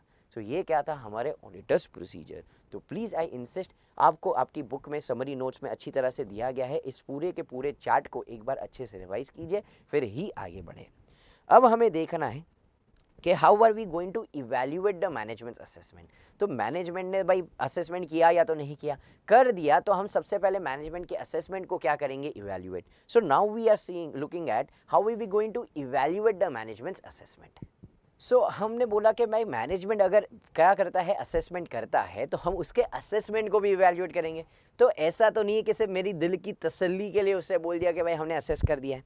तो हम क्या करेंगे, हम उतना ही पीरियड कवर करेंगे जितना मैनेजमेंट ने किया है, ठीक है। So we will cover the same period that the management has covered for the assessment of what, by going concern. Now in case अगर मैनेजमेंट ने 12 महीने से कम का पीरियड लिया है इनटू असेसमेंट, तो हम उनको बोलेंगे एटलीस्ट असेसमेंट कितने टाइम के लिए होना चाहिए, 12 महीने। अरे हमें एटलीस्ट ये तो पता होना चाहिए ना कि भाई अगले एक पूरे साल तक, क्या अगले एक पूरे साल तक going concern assumption is appropriate. So we will request the management to extend the audit procedures assessment to at least how many months, to at least 12 months from that date. Now, उसके बाद we will also have to consider, the auditor shall consider whether the management assessment includes all the relevant information of audit which he is aware of, ठीक है। मतलब उसको जो भी information पता थी, क्या मैनेजमेंट ने वो सारी चीज़ें कंसिडरेशन में ली है।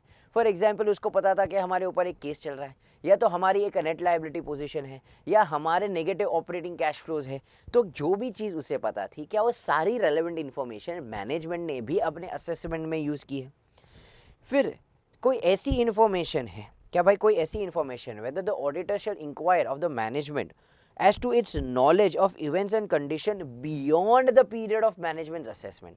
मतलब समझो उन्होंने असेसमेंट किया अगले 12 महीने तक का, तो हम मैनेजमेंट से पूछेंगे क्या आपको पता है कि ऐसी कोई इवेंट है जो ये 12 महीने के बाद होगी, बट लेकिन जिसके ऊपर भाई, जिसके वजह से भाई गोइंग कंसर्न के ऊपर एक प्रश्न उठ सकता है। क्या भाई गोइंग कंसर्न के ऊपर एक प्रश्न उठ सकता है? तो मैं उनको पूछूंगा क्या आपको ऐसे कोई चीज़ के बारे में ज्ञान है, नॉलेज है, जो ये पीरियड के बाद होने वाली है।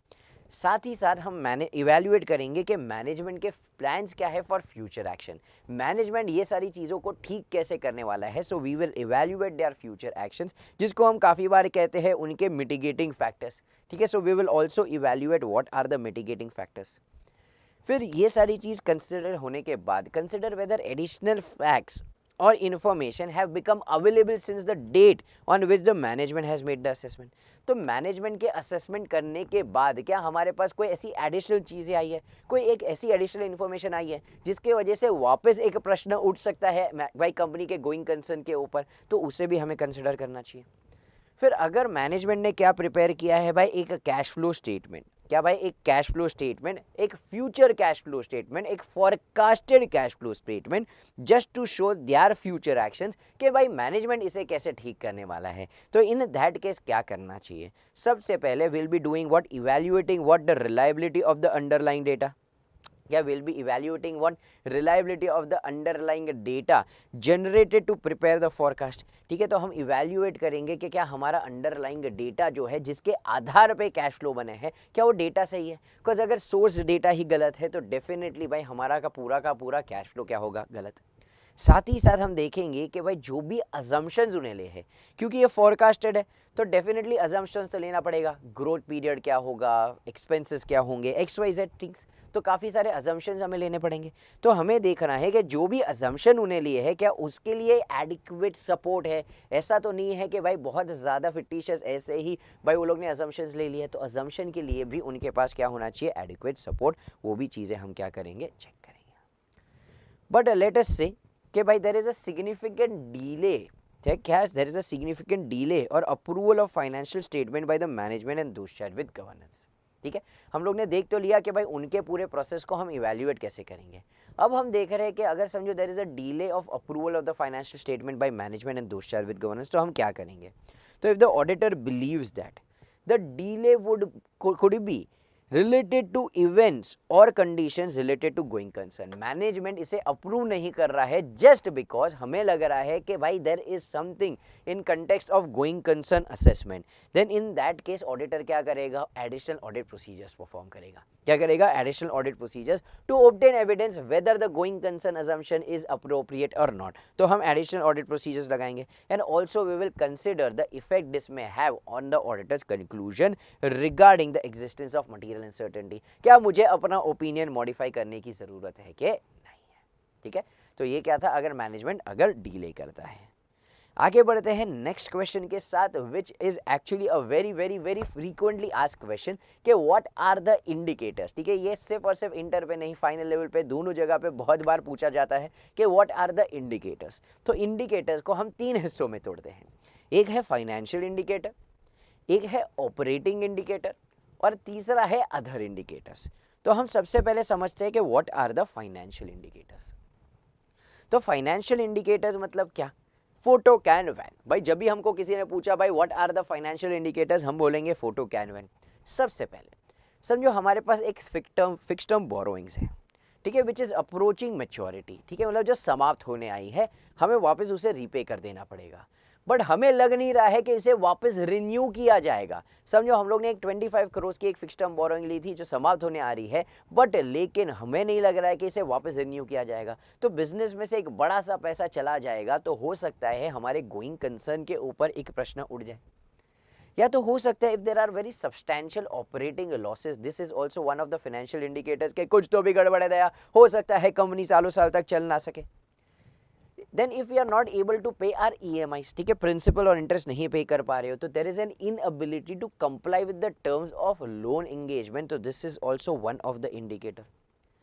फिर हमारी कंपनी की भाई परिस्थिति अच्छी नहीं है, बट लेकिन कंपनी क्या करना चाहती है, एक नया प्रोडक्ट लॉन्च करना चाहती है, मार्केट में भाई वापस अपनी एंट्री करना चाहती है, पर नए प्रोडक्ट के लिए कोई फाइनेंसिंग नहीं मिल रहा है, तो inability to obtain financing for the essential new product. अगर ये नया प्रोडक्ट मार्केट में लॉन्च नहीं होगा तो भाई वापस कंपनी रिवाइव कैसे करेगी। तो अगर ये स्थिति है हमारी, तो हो सकता है there is a doubt on the going concern. तो ये था हमारा फोटो।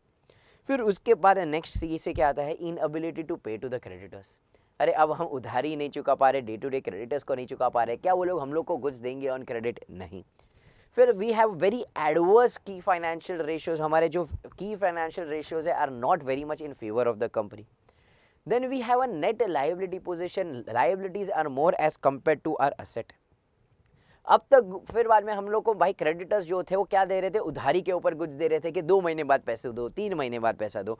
अब क्रेडिटर्स भी बोल रहे हैं भाई अभी के अभी पैसा दो, कैश ऑन डिलीवरी दो और फिर ही हम गुड्स लेके जाएंगे। तो this is nothing but withdrawal of financial support by creditors. वो लोग हमें उधारी नहीं दे रहे हैं, पर हमें डेटर्स को तो उधारी देनी पड़ेगी। तो ये होने की वजह से भी there might be a question on the going concern.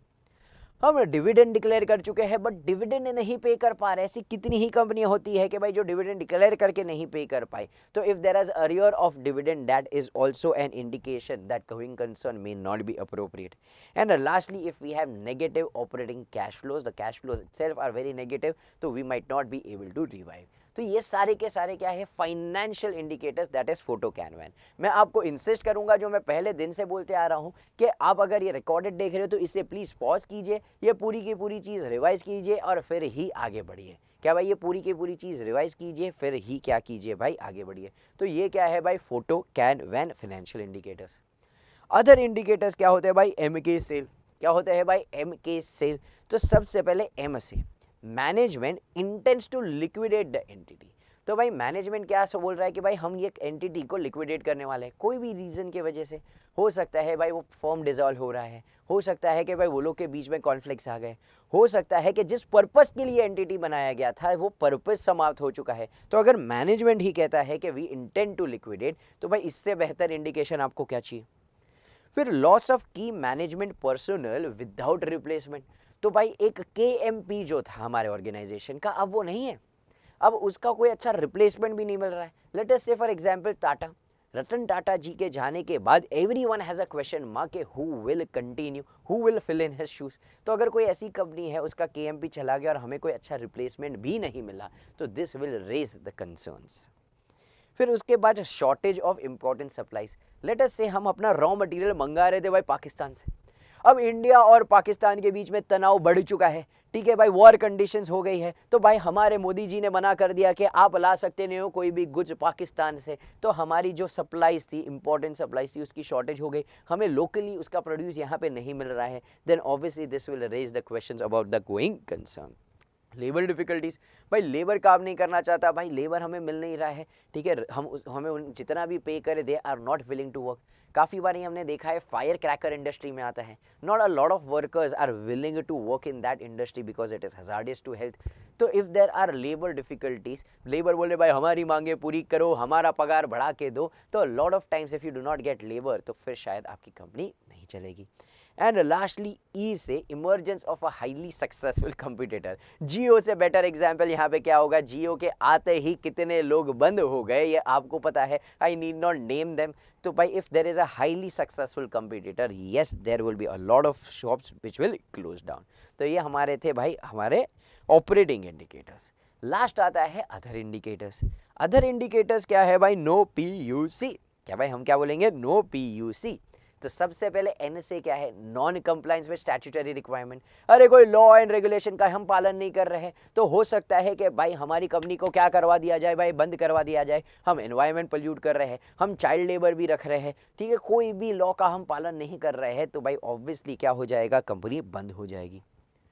P से pending legal proceedings, if successful may result in claim that entity is unlikely to be able to satisfy। मतलब हमारे ऊपर इतना बड़ा केस चल रहा है कि अगर हम वो केस हार गए ना तो पेनल्टी इतनी भारी भारी आने वाली है कि इसके बोझ के नीचे हम दबते जाएंगे और इसे पे कर पाएंगे नहीं। तो भाई अगर कोई ऐसा पेंडिंग लीगल प्रोसीडिंग्स है तो भी क्या हो सकता है, एक प्रश्न उठ सकता है आपके गोइंग कंसर्न के ऊपर।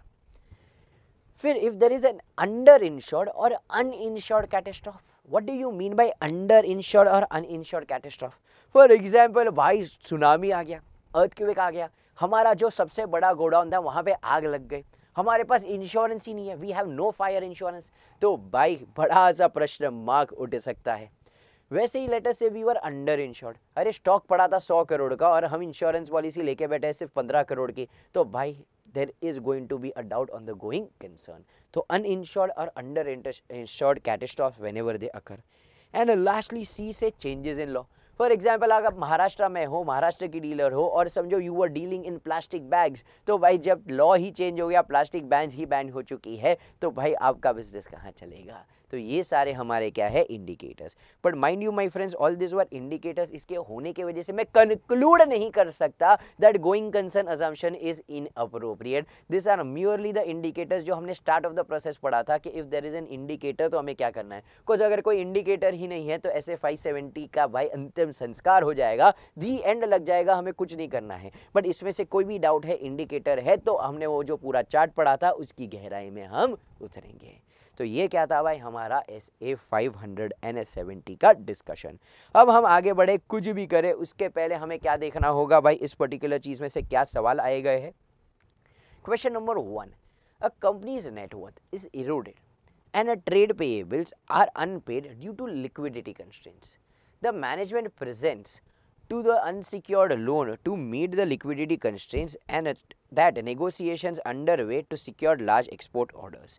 मतलब वो लोग क्या बोल रहे हैं कि भाई हमारे पास एक क्या है, मिटिगेटिंग फैक्टर है। क्या है मिटिगेटिंग फैक्टर है? वो लोग क्या कह रहे हैं, they are underway to secure large export orders. My friends बोला है अंडरवे, श्योर है क्या? नहीं। तो भाई it is not a mitigating factor and hence we will have to modify the opinion. अगर वो लोग ने मटीरियल अनसर्टेनिटी को डिस्क्लोज नहीं किया, कर दिया तो ठीक है, बट अगर नहीं किया तो हमें तो क्या करना पड़ेगा, मॉडिफाई करना पड़ेगा। Question number 2, write short note on financial indicators to be considered for evaluating the assumptions of going concern. तो क्या आएगा भाई यहाँ पे, फोटो, कैन, वैन, जो हम ऑलरेडी कर चुके हैं। ठीक है, आगे बढ़ते हैं। Question number 3, Yummy Limited, dealing in manufacturing and trading of buttermilk, has a benchmark in its product for so many years.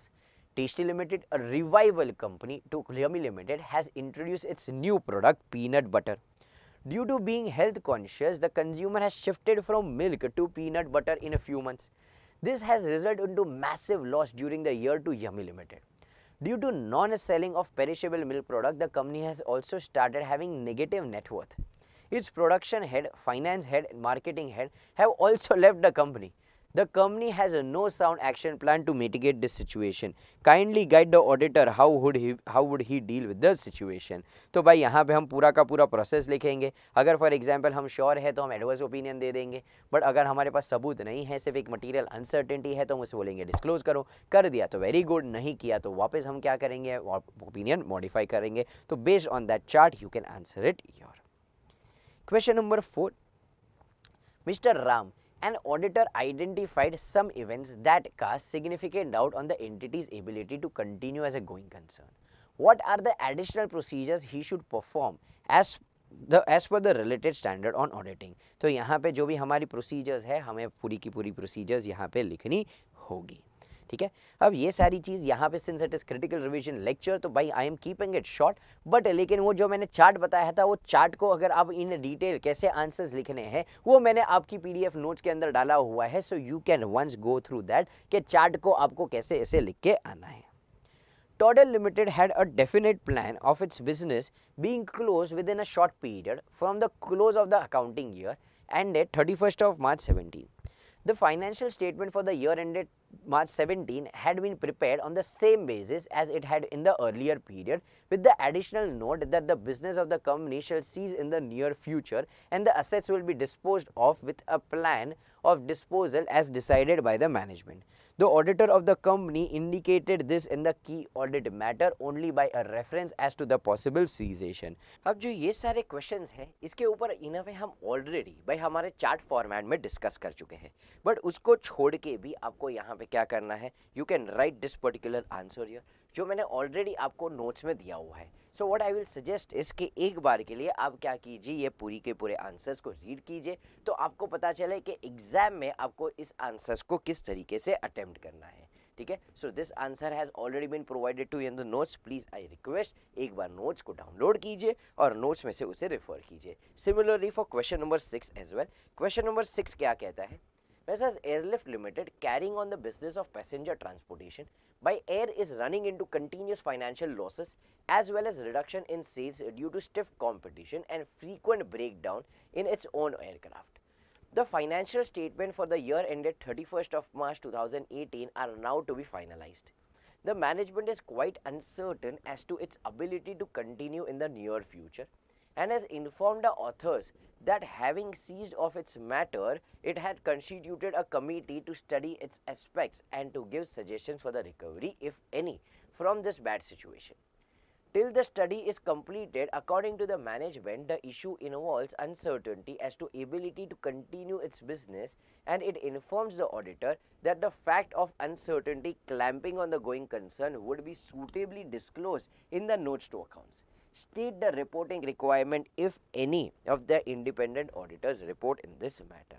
तो इसके लिए भी यहाँ पे आपको आंसर दिया गया है. आई सजेस्ट एक बार गो थ्रू कीजिए, जिसमें से काफ़ी सारी चीज़ें ऑलरेडी हम यहाँ पे डिस्कस कर चुके हैं. ठीक है. So with this I put an end to my discussion of SA 570. But जैसा कि मैं आपको ऑलरेडी बता चुका हूँ कि इसमें एक छोटा सा चेंज आया है, एक छोटी सी चीज़ एडिशन हुई है इन द May 21 मॉड्यूल. तो मैंने आपको बताया था मैं उसे यहाँ पे भी बताऊँगा, बट उसे सेपरेटली अलग से चेंजेस वाले वीडियो में भी कवर कर रहा हूँ, जस्ट सो दैट अगर if there is a student who wishes to study only the changes, तो उसे बस वो एक ही वीडियो देखना हो, हर एक वीडियो में से थोड़ी थोड़ी चीज़ें उसे देखनी ना पड़े. तो एक बार के लिए मैं यहाँ पे आपको बताता हूँ कि सो फार वो लोग ने क्या चेंज ऐड किया हुआ है. So next time whenever you see the changes वाला वीडियो, यू नो कि this is something that has been changed. So यहाँ पे वो लोग ने दिया हुआ है कि ऑडिटर की रिस्पॉन्सिबिलिटी क्या होगी इन कंटेक्स्ट ऑफ दिस. तो implication of the auditors report of the going concern.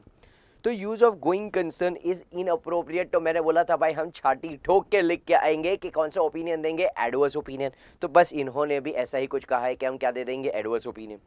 फिर use of going concern basis of accounting is appropriate but material uncertainty exist. तो अगर if there is an adequate disclosure made तो फिर we will give an unmodified opinion, because वो लोग ने disclosure दे दिया, but however a separate section material uncertainty related to going concern has to be given. And if there is an adequate, the adequate disclosure of material uncertainty is not made, ठीक है, the disclosure is not made, तो I will have to modify the opinion, तो I will see whether it will be a qualified opinion or an adverse opinion. Management is not willing only, क्या भाई management is not willing only, तभी भी मुझे क्या करना पड़ेगा, अपने ओपिनियन को क्या करना पड़ेगा, मॉडिफाई करना पड़ेगा. I will have to consider the implications on the audit report. ठीक है, तो ये इन अ वे हमारा डिस्कशन हो चुका है, बट फिर भी इसको हम विस्तार में एक और बार करेंगे जब मैं कौन से वीडियोस अपलोड करूंगा चेंजेस के. ठीक है, तो जब हम चेंजेस वाले वीडियोस के बारे में बात करेंगे ऑफ द May 21, तो वहाँ पे इसे डिटेल में कवर किया गया है, जिसके लिए अच्छे से नोट्स भी दी गई है. ठीक है, so you are not suppose to read it from the module for which we will give you separate notes all together. ठीक है, थैंक यू वेरी मच. आगे बढ़ते हैं अगले वीडियो के साथ, दैट इज अगले स्टैंडर्ड ऑन ऑडिटिंग के साथ. Thank you.